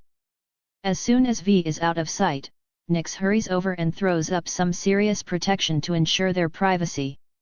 Not enough to keep Alt out of course, but then she was already inside. Once Nyx is confident it's just him, Rogue, and Wayland, he proceeds to drop a bombshell on the other two. I think Yorinobu Arezaka is trying to break Arezaka from the inside. Rogue's eyes widen in disbelief at that before narrowing dangerously, her tone becoming downright clipped. What? Explain, now. Nyx shares what Alt had helped him discover with Rogue and Wayland, before launching into an explanation of what the data means. Specifically, it's the telltale signs of someone within Arezaka's upper echelons sabotaging the business in increasingly large ways. This could be anyone on Arezaka's board. What makes you think it's Yorinobu? Nyx is already shaking his head. Because of what the kid said, and Yorinobu's history. It's not exactly a secret that Yorinobu Arezaka abandoned the corpo life and led the Steel Dragons for a time. Wasn't until K. Arezaka died that Saburo pulled him back in and forced him to become his heir. Now Saburo is dead, someone is effectively trying to dismantle Arezaka from within, and we've got the kid there trying to pin Saburo's murder on, saying he's not worried about retaliation. Why? Unless... For the first time, Wayland speaks up. The man might not say much, but he's not an idiot. He finishes Nyx's thought for him with a grunt. Unless Yorinobu played a part in his father's murder and V believes his knowledge protects him from the other man's wrath. Rogue stiffens even further, looking straight as a fucking board at this point. When she speaks, her words come out in an angry hiss. What, you think the Kanpiki Plaza heist was all just a cover? That Yorinobu hired V on the down low to assassinate his father? Nyx grimaces and shrugs. Not sure about the finer details, to be honest. But, it would explain the threat. If any part of this is true, and we try to sell information about V's whereabouts to Yorinobu, then yet, he might just decide he has to destroy the afterlife and kill us to keep his secret safe. Ha! They were so close, yet so far away. The idea of Yorinobu and V working together wasn't altogether laughable. If Yorinobu hadn't played a role in getting Jackie and T-Bug killed, anyways. Because of that, Alt knew the man was marked for death regardless. Still, as the Queen of the Afterlife and her advisors continue to discuss the situation, Alt decides she's seen enough. She leaves a small undetectable monitoring sub-process to keep watch and record the rest of course, but she also leaves the Afterlife's systems behind, returning to VS head. She's curious to see where his feet have carried him, knowing that he'd actually been of two minds on what he was going to do next. Chapter 23, The Offer. Pan Am growls to herself as she works under the hood of her baby. She's gotten her warhorse back. Rogue even paid her something for the gig, despite how late the delivery was. But Pan Am is still angry, and not just because she's having to go over the warhorse with a fine-tooth comb to make sure Nash didn't get the chance to do anything particularly nasty to her truck. No, she's angry, because it's not fair. She let herself get fucking hoodwinked, again. She let herself get tricked and taken along for a ride. If Rogue hadn't sent V, who the fuck did? What the fuck was his game? He'd been more than generous to her and hers. Case in point, Pan Am had already received messages from the clan, and not just from Scorpion and Mitch either. Damn it all, she should have told them to keep her name out of things, but that probably wouldn't have mattered anyways, truth be told. Both Scorpion and Mitch knew they'd fucked up and were apologetic in their messages informing her of what went down. When Saul and the rest of the Aldcaldos had shown up at the cleared Wraith camp, there'd been questions. Pointed questions. Contrary to popular wisdom, fucking Saul had decided to look the gift horse in the mouth. He'd put his foot down and demanded Scorpion and Mitch spill the debts of this hall before he let any of the others near it. In the end, they'd had to drop her name and explain what had happened and how she'd come through for them. Not like it was the end of the world, but frankly it was the last thing Pan Am needed on top of everything else that had happened today. Half of the clan had messaged her to express their thanks and let her know how much they missed her. And Saul himself had shot her a message begrudgingly thanking her and letting her know she would always have a place among the clan. That was the problem with self-imposed exile. It was exactly that, self-imposed. Pan Am hadn't done anything wrong besides have a few extremely loud, extremely angry arguments with Saul, the clan leader. But she'd known if she stuck around much longer, she probably would do something she couldn't take back, something worthy of actual exile. That hadn't changed. Nothing had changed. Pan Am had even tested the waters, responding to Saul's message asking him if talks with Biotechnica would continue despite the sudden windfall. She hadn't been too diplomatic about it, to be fair, but Saul's answer had still stuck in her craw something fierce. It wasn't enough according to the clan leader. He had to continue thinking long term. Fuck. Just more of the same old bullshit. He thought just because Pan Am could be headstrong and impulsive sometimes that she didn't see the bigger picture. Meanwhile, Pan Am knew that it was Saul who was being too short-sighted. He wanted to save their clan, at the expense of their freedom. Biotechnica would have them all happily living as slaves within a generation, and then there would be no Aldcaldo clan left. Pan Am wasn't going to be a party to that. So yet, she was mad. She was mad at V for tricking her. She was mad at Saul for being such an obstinate jackass. She was mad at Scorpion and Mitch for letting the whole damn clan know she was still looking out for them. But most of all, she was mad at herself. For a second there, she'd actually been kind of interested in V. She found herself liking him in spite of her own hang-ups. But that was all fucked now, because she'd blown up in the afterlife and stormed off as she liked to do. Maybe she should have stuck around and demanded more of an explanation, but it was too late for that, wasn't it? Now V would want nothing more to do with her, and he'd be right to. Letting out an angry snarl that transforms into a low groan, Pan Am rubs the back of her hand across her forehead, pulling back out from under the hood of her truck and closing it. Maybe she should just head back to the clan after all. Maybe Night City wasn't hay. Pan Am's eyes widened and she jolts in surprise. Even as she spins around, she's glad she wasn't still under the hood of her warhorse, because she'd probably have hit her head. Then again, V might have waited for this moment to make sure that didn't happen. Standing there just like he had been back when he'd first shown up literal hours ago to solve all her problems, the mercenary grins slightly and lifts his hands to show he means no harm. Pan Am flushes, realizing belatedly that she should have gone for her gun the moment she heard a voice behind her. Doing so now would just look dumb though. V, what do you want? Lowering his hands after she refrains from drawing on him, V shrugs. To talk. I get that you're upset with me. I didn't lie, but I let you believe something that wasn't true all the same. Sorry for that. But, would you really have accepted my help if you knew I wasn't sent by Rogue? Pan Am flushes at that. Would she have? She actually didn't know. She thinks she might have, but maybe that was just the last several hours of experience talking. Without knowing then what she knew now, she probably would have told V to fuck off, yet. Crossing her arms over her chest, Pan Am clenches her jaw, refusing to just let it go though. Maybe not. Doesn't make it right. Shaking his head, V hums. You're right. It doesn't. The easy agreement throws Pan Am off. Especially when he doesn't try to follow it up with any more excuses.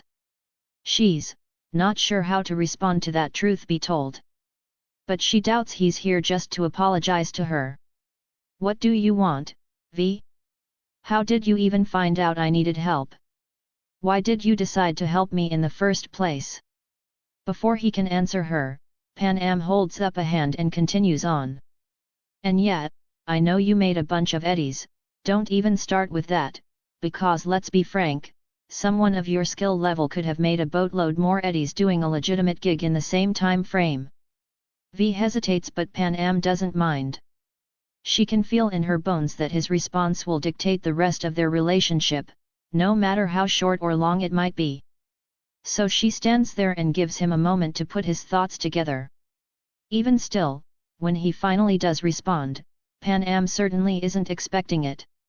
The answer to your first and last questions are the same, Pan Am. I want you. Pan Am blushes at that, going stock still. I want you on my team. I want your skills as a driver and a sniper. Oh. She'd thought. As for the second question, the answer to that is quite simple. Meet Alt.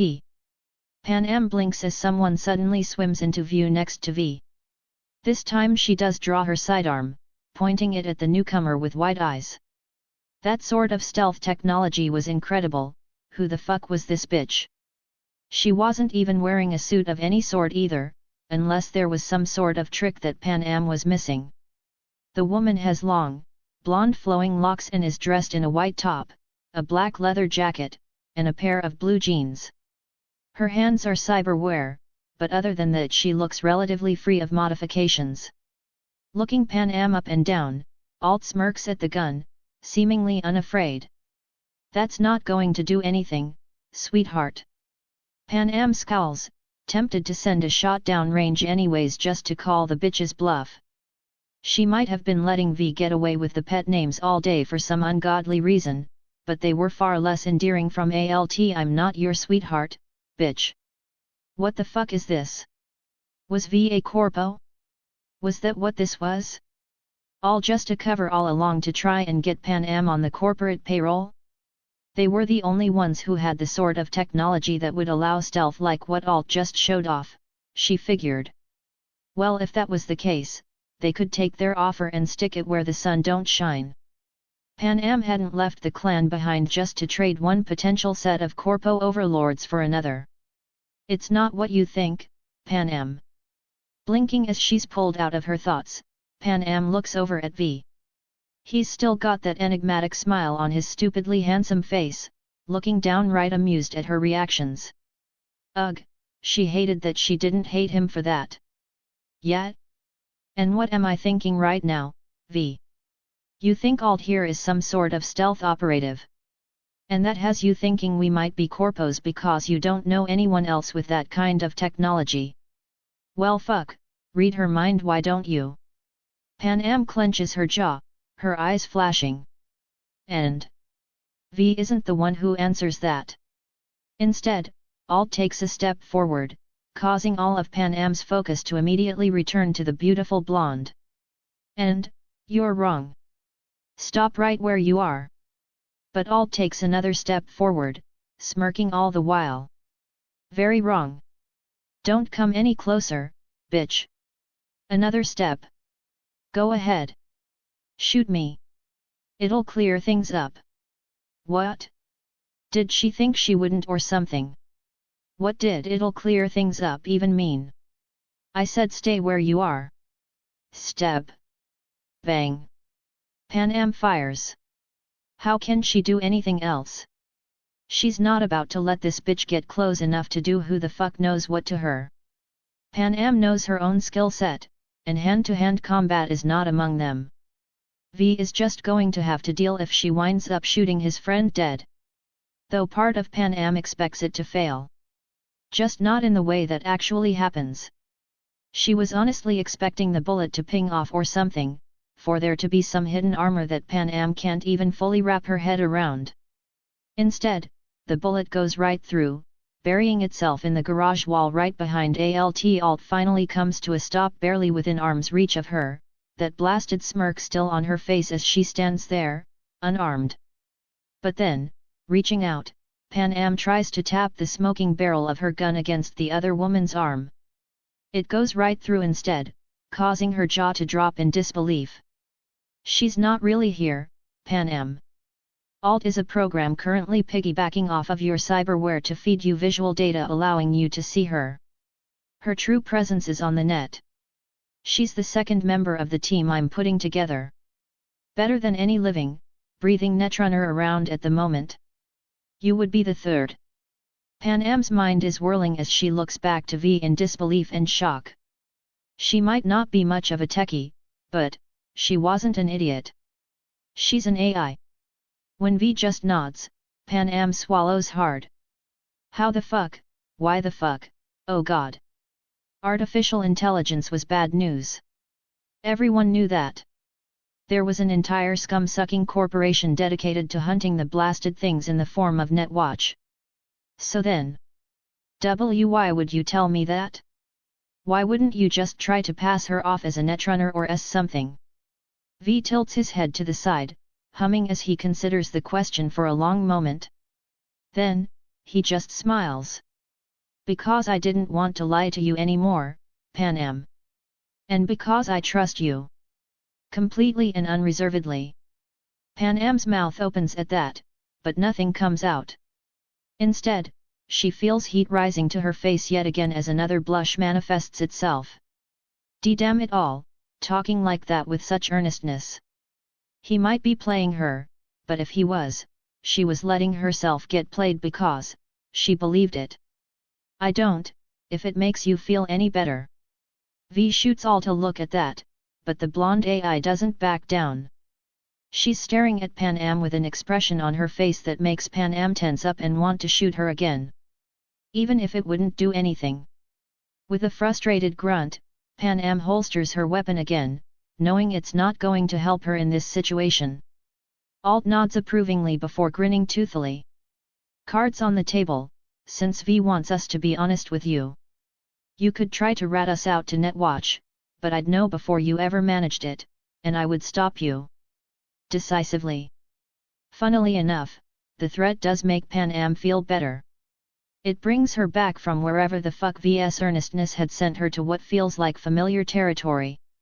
Nodding once, she eyes the blonde AI bitch with something almost akin to respect, or at least proper wariness. Got it. Alt. Pan raises a brow at V's testy tone. Then she watches as Alt just smirks before vanishing once again from view. Back to the net, she supposed? Though probably still watching them all the same. Well, nothing Pan could do about that. V, meanwhile, lets out an exasperated sigh as he walks closer to her. Sorry about her. But like she said, cards on the table. It was thanks to Alt that I heard about your situation. It was also thanks to Alt that we were able to find Nash so quickly off of just one phone call. She's an integral part of my team and I won't let anything happen to her. In a similar vein, if you were to join us, the same would apply to you. Pan licks her lips at that. A team. It wasn't like she was unfamiliar with the idea. But my last team-up didn't go so well. V scoffs at that. Your last team-up was with the Nomad equivalent of Scavs, Pan. With Alt and I, you'd be trading up. Massively. There was no denying that. And frankly, what other options did Pan have? Keep doing low-level deliveries for Rogue for the rest of her life? Go back to the Alt Caldos, where their leader was still set on selling all of their souls to Corpo scum. Swallowing thickly, Pan slowly nods. All right. I'm in. The grin V gives her at that is so genuine and pleased that Pan almost wants to kiss him. She tamps down on the urge though, knowing that now was neither the time nor the place for O. Pan's eyes widen as V closes the last couple of steps between them, and kisses her instead. Suddenly, she finds herself in his arms, one hand on the small of her back and the other in her hair as his lips press against hers. Her first thought is that he's a surprisingly good kisser. Her second thought is more along the lines of what the hell. And yet, part of her is torn. Because while she knows she probably shouldn't let this continue, she's been feeling a certain sort of way around V all day long. And as much as she's never been this kind of girl, she's never met a guy quite like V before either. Chapter 24, Interlude. In the end, Pan Am can't help but deepen the kiss. And once she's doing that, well, she doesn't do anything by half measure. Looping her arms around V's neck, Pan Am enjoys the moment for what it is, even if part of her is shocked she's letting it happen. This just isn't how Pan Am usually acts around guys. Hell, if she'd been this easy, Nash probably wouldn't have betrayed her like he did. He would have been too busy putting her on her back. But Pan Am isn't that kind of girl. She never has been, and frankly, she never will be, even if V is special. She lets the kissing continue for a while. She even lets V's hands slide down to her ass, gripping it tightly. But eventually, Pan Am decides the makeout session has come to a close and starts to pull away. To his credit, V doesn't fight her. The moment she pulls back, he loosens his grip and lets her go, seemingly without issue. There's even a smile on his lips that makes Pan Am's face burn as she tries to keep at least some of her pride. Leaning back against the side of the warhorse, Pan Am crosses her arms over her chest with a huff. Just so you know, I don't let just any random man I've just met kiss me like that. V's smile widens a bit. I know. Pan Am's blush intensifies and she looks off to the side, scowling a bit. I'm not going to jump into bed with you right off the bat either. Out of the corner of her eye, Pan Am watches as that damnable smile of his widens even further. I know. He was insufferable. And yet, surprisingly enough, she didn't want to punch him in the face and tell him to get the fuck out of his garage. She more for me than. Pan Am's head snaps back around as V's pet AI appears again. But this time, she appears just behind V, and all but drapes herself over his shoulders, her arms running down his chest as she hugs him from behind. A surge of jealousy runs through Pan Am, alongside a surge of confusion. Earlier, Alt hadn't been solid when she'd checked with her gun. But now it looked like she was very much resting on V's body. He was even leaning back slightly into her embrace. Smirking at Pan Am from over V's shoulder, Alt gives her a wink, letting Pan Am know exactly what sort of relationship the two seem to have. Pan Am doesn't know how the fuck that's supported to work, but again she finds her reaction at odds with her usual modus operandi. Normally, finding out a handsome guy already had a girl was an instant turn off even after making out with him, actually, especially after making out with him. But for once in her life, Pan Am Palmer looked at a seemingly happy couple, and found herself taking it as a challenge. Pan Am's hands grip at her arms as she keeps them crossed for a moment before deciding to just move on. She'd figure out her feelings for V and what the fuck to do about Alt later. Alright, you've got yourself a driver. What's our next order of business? Looking an envy-inducing mixture of content and satisfied, V just smirks some more. Exactly that. Business. It's time to get to work and make some eddies. Well. Pan Am did in fact like the sound of that. XXX I can't just leave Judy. What the hell? It's not like it's any better out there than it is in Night City. Sure, shit hit the fan, but going nomad isn't a solution, it's just running from our problems. Judy Alvarez resists the urge to groan or cover her face with her palm. She knows Evelyn will just take it as a sign of weakness and pounce all the harder.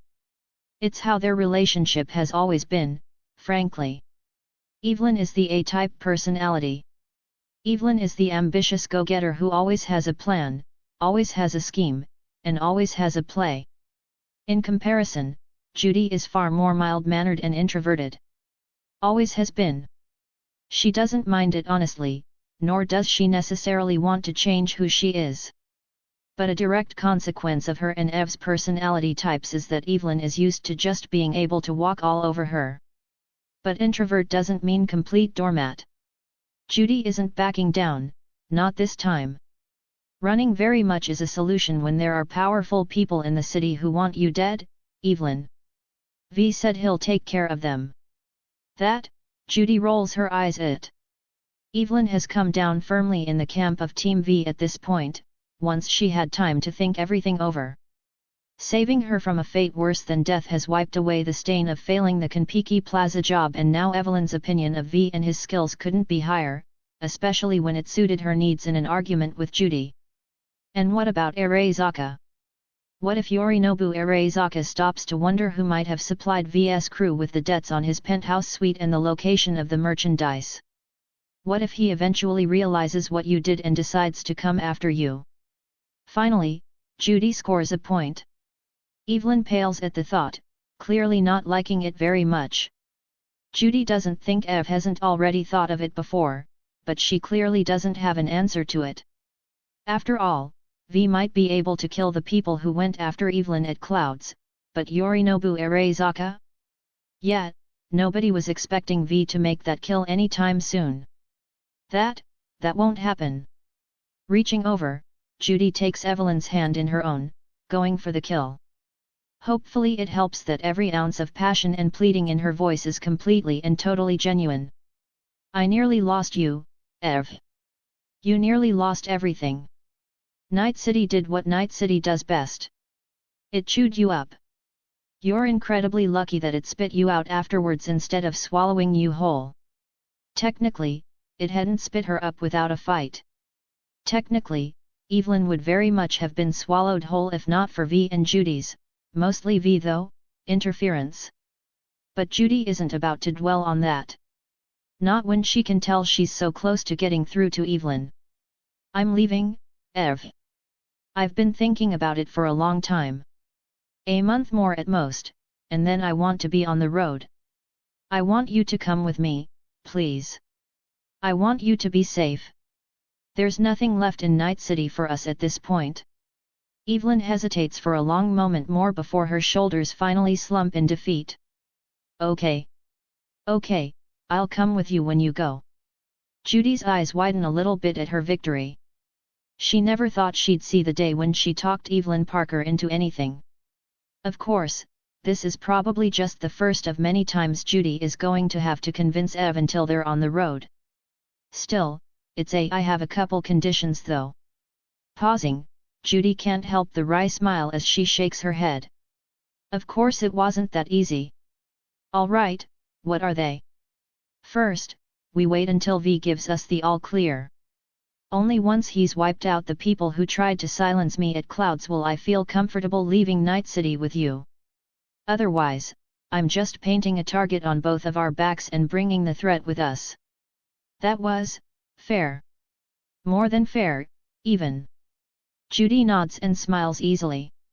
Sure, so long as V gets it done relatively soon. You're right, we don't want anyone following us. What else? Here, Evelyn hesitates. Well, you're not going to like it. Eyes narrowing, Judy frowns. Oh. Evelyn tells her what her second condition is for leaving Night City with her. She's right, Judy doesn't like it. XXX speak to me, Puma Squad. Gigs fucked, boss. Michiko Arezaka frowns at that response. It's not unexpected, but at the same time, she wishes it was better news. When her aunt had come to her with this job, Michiko had immediately sniffed out just how much this shit stunk to high heaven. But Hanako had revealed that she knew parts of Danger Gal were still active and that, more than the exorbitant amount of eddies that Michiko had charged for this, meant they couldn't just ignore it. Explain. Puma Squad's very existence was an interesting contradiction, these days. The five-woman squad had effectively started life as Danger Gal's public outreach team.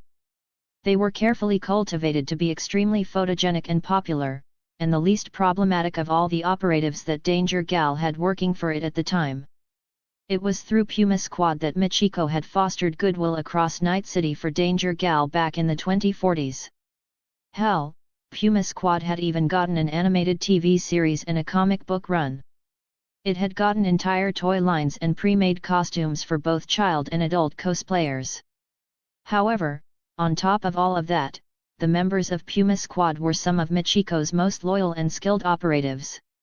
When everything had gone to shit, her husband dead and Michiko back in Arezaka with Danger Gal dismantled and absorbed into the Megacorp, it was Puma Squad that Michiko had made sure to have go to ground. It was through them that she continued running Danger Gal in a very limited, clandestine capacity for the past few decades. She'd thought she was successfully running such things under her grandfather's nose, but now she knew from her aunt's own admission that that was not the case. Still, from citywide celebrities to underground operatives, Puma Squad had been through a lot and were still going strong even now. So when they said that a gig was fucked, well, Michiko tended to sit up and take notice. We can't quite put our finger on it, boss. It's too easy. Getting into the apartment was easy. Getting anywhere on the net is all but impossible. I still say the apartment is a crapshoot.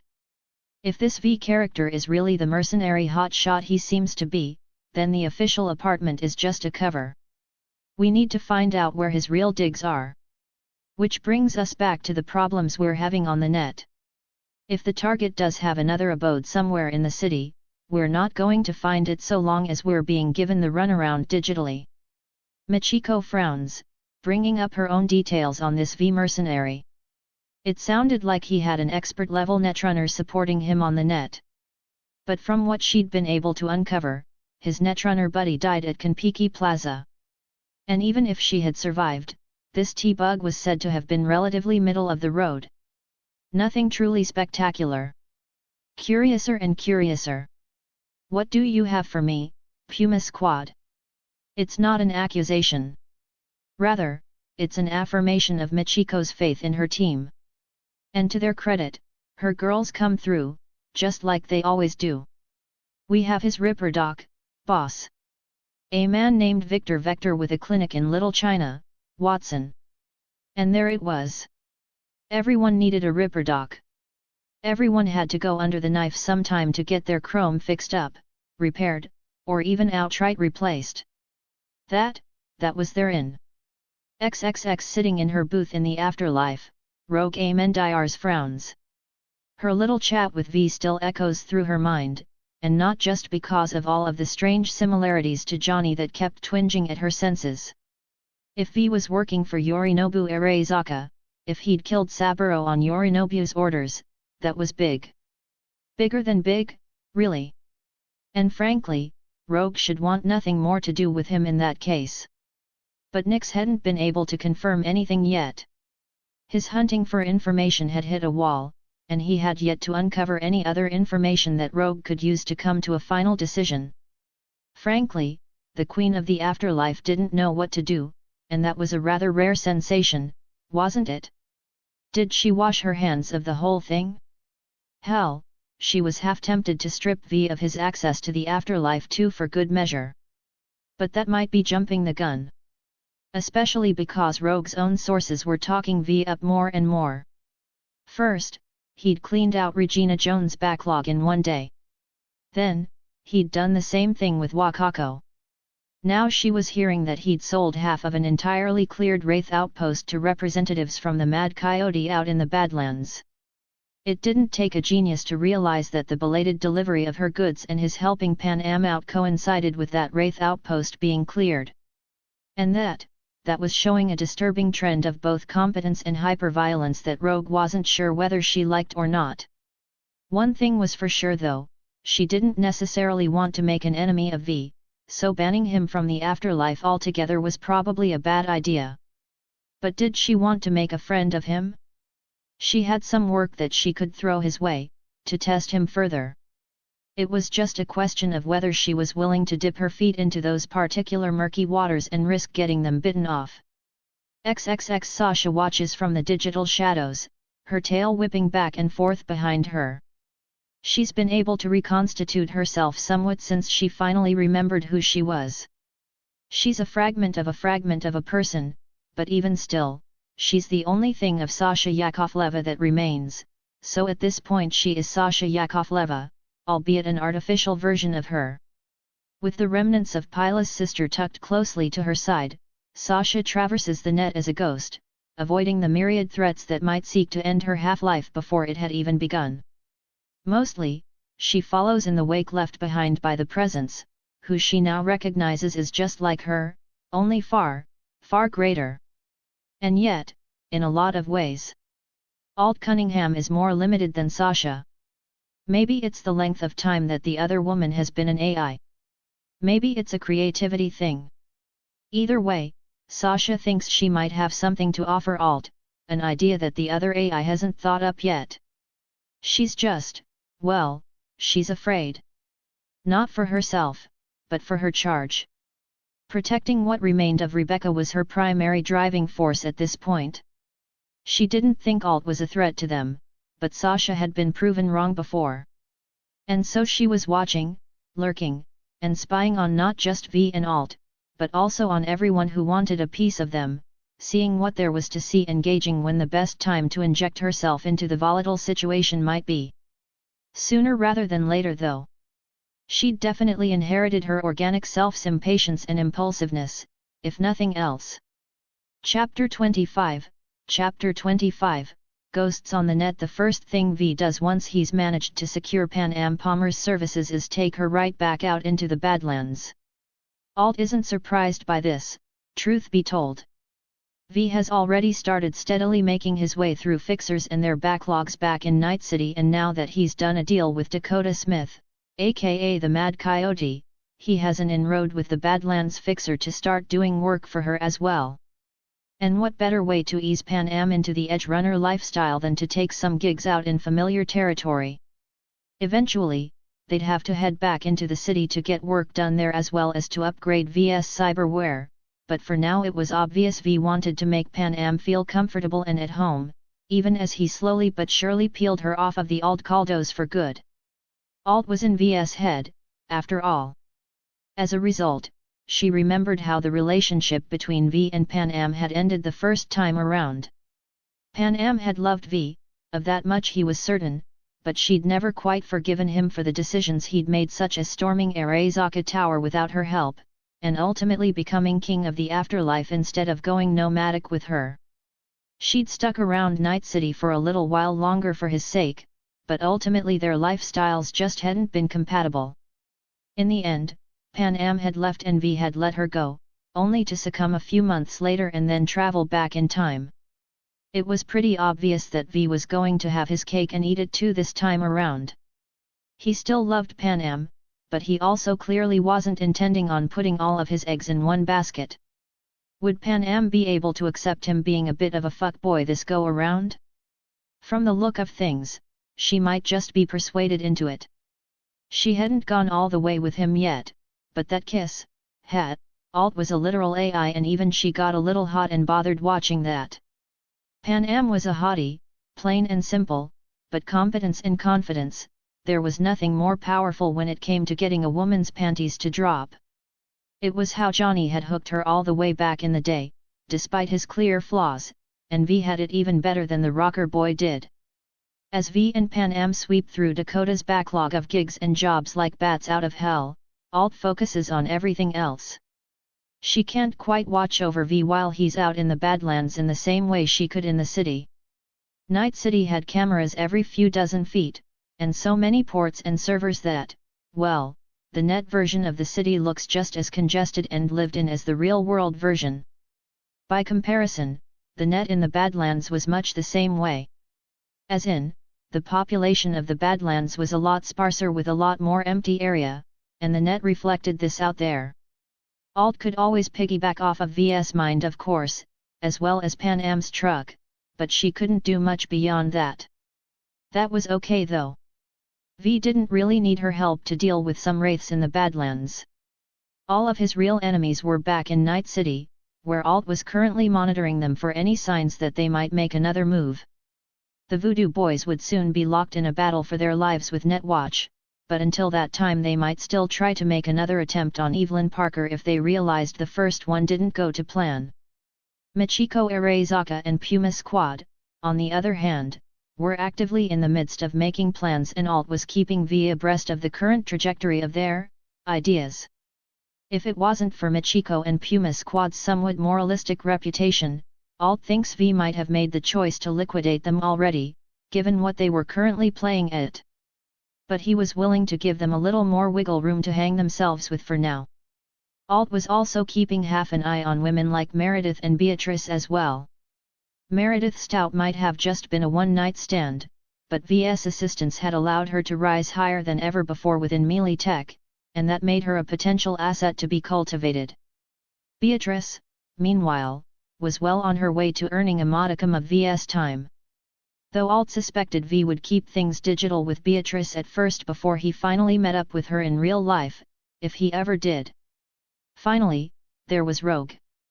The Queen of the Fixers just couldn't leave well enough alone, could she? Everything she'd learned so far should have sent the bitch running for the hills. Or at least, it should have made her bunker down and turtle up in her little club, keeping her head down and out of all of this corporate business. Instead, even now Rogue was considering options for handling V. It was really just a matter of waiting to see who jumped first, which is why, focused as she is on all of those aforementioned individuals, Alt can't help but be a little surprised when it turns out to be none of them. Instead, she gets a faint ping on her digital senses, and turns to find a familiar presence closing in on her. Familiar, but also far weightier than it was previously. For some, it might have felt like quite some time had passed since Alt had looked into Lucina Kushinada as a potential ally in her and V's eventual desire to take the fight to Arizaka. But for Alt, it was barely more than a blink of an eye in terms of time. And she hadn't forgotten the little cat and mouse chase she'd done with the presence guarding that data either. Still, she wasn't expecting the feline presence she'd played keep away with to approach her directly, that secondary presence still tucked into her side even now. Curious in a way she rarely gets to be these days, Alt stretches out her senses and goes to meet with the presence. She's still got some of her attention on V and Pan Am of course, but they're perfectly fine mowing through dozens upon dozens of wraiths for their payday. No big threat there. Alt winds up creating the digital version of a cafe for her and the other, sitting down with a fake cup of fake coffee in front of her and waiting.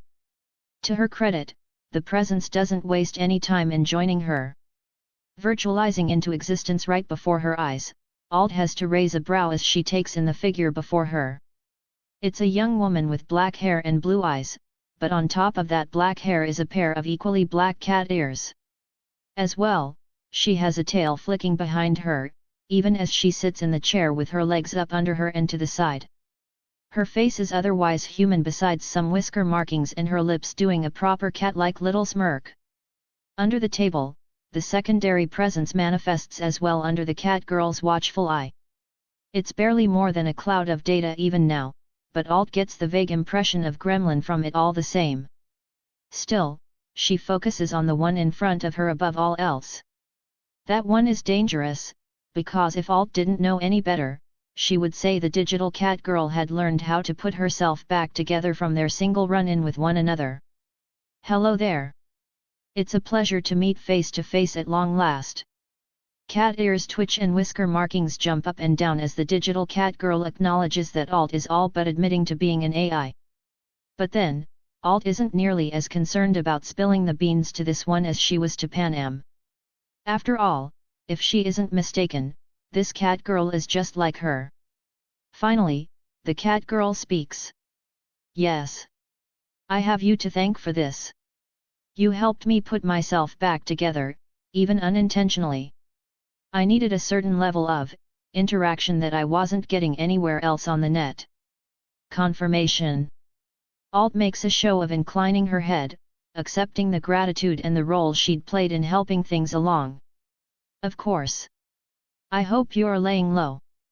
If Netwatch catches wind of you, then they won't hesitate to destroy you. And that might lead them right to me.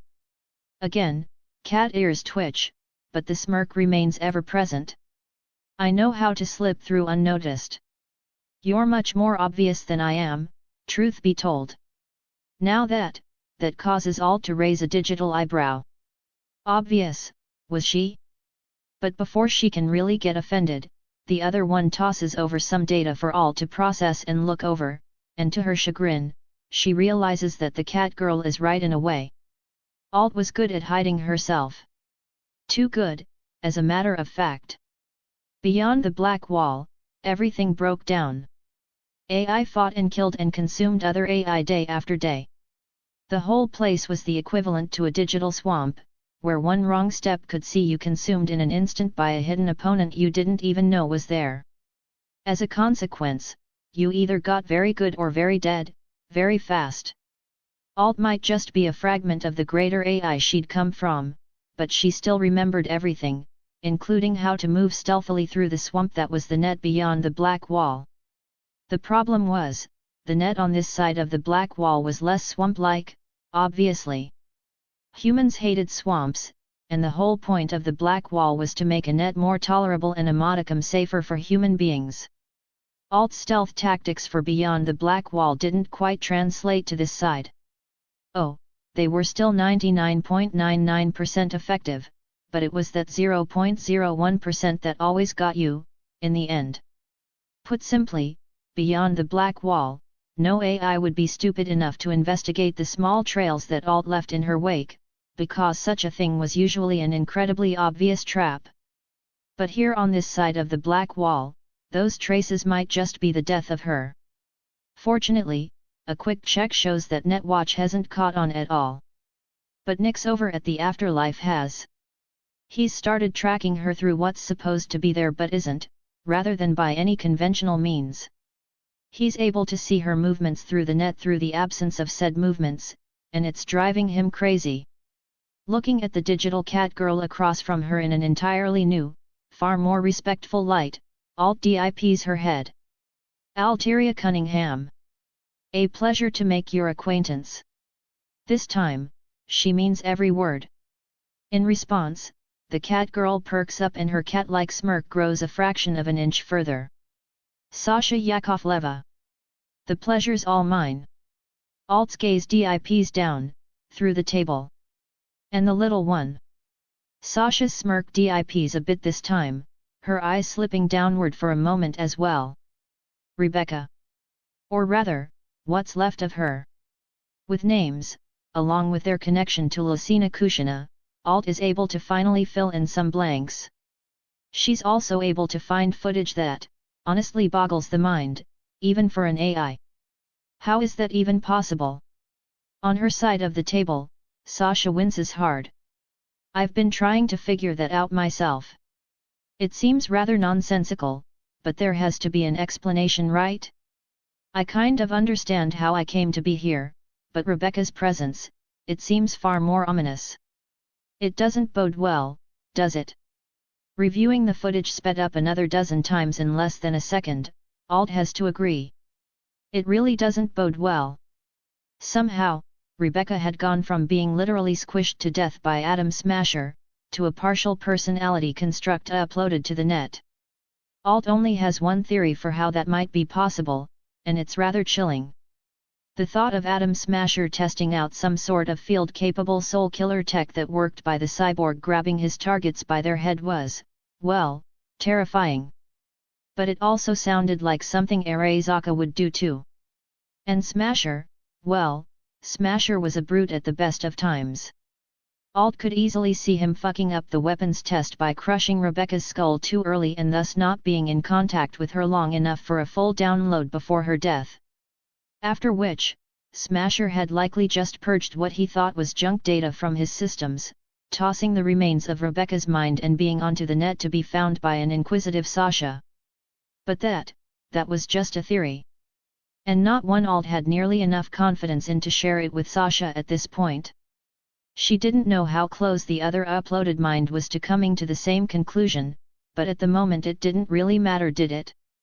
The how of Sasha and Rebecca's presence was less important than the fact that they were here, in front of her. Reaching out, Alt picks up her fake cup of coffee and takes a sip before setting it back down. Seeing her do this, Sasha does the same, only for her eyes to light up in delight. It might be fake coffee, but it's still a very real digital stimulant, and as she takes a long draw from the cup, it's obvious Sasha enjoys it greatly. Alt, meanwhile, tilts her head to the side. You weren't interested in talking when we met before. Something changed, and I'm sure it wasn't just that you wished to express gratitude for my inadvertent help. Why did you reach out, Sasha? Reluctantly setting down her cup, Sasha focuses back on the matter at hand. She leans forward, eyes glittering with excitement. I've been watching. I've seen you interact with your ride. I wonder, why don't you go all the way? Her ride being V, of course. But, all the way? Alt signals her confusion and interest, and Sasha continues on without missing a beat. You're not wrong about Netwatch being dangerous to me and Rebecca. We need to get off of the net, or at least not be completely tied to it anymore. We need to get new bodies. And I figured you might want to help us so you could do the same thing and finally fuck that man of yours for real in the real world. Oh. Well now. That certainly was an idea.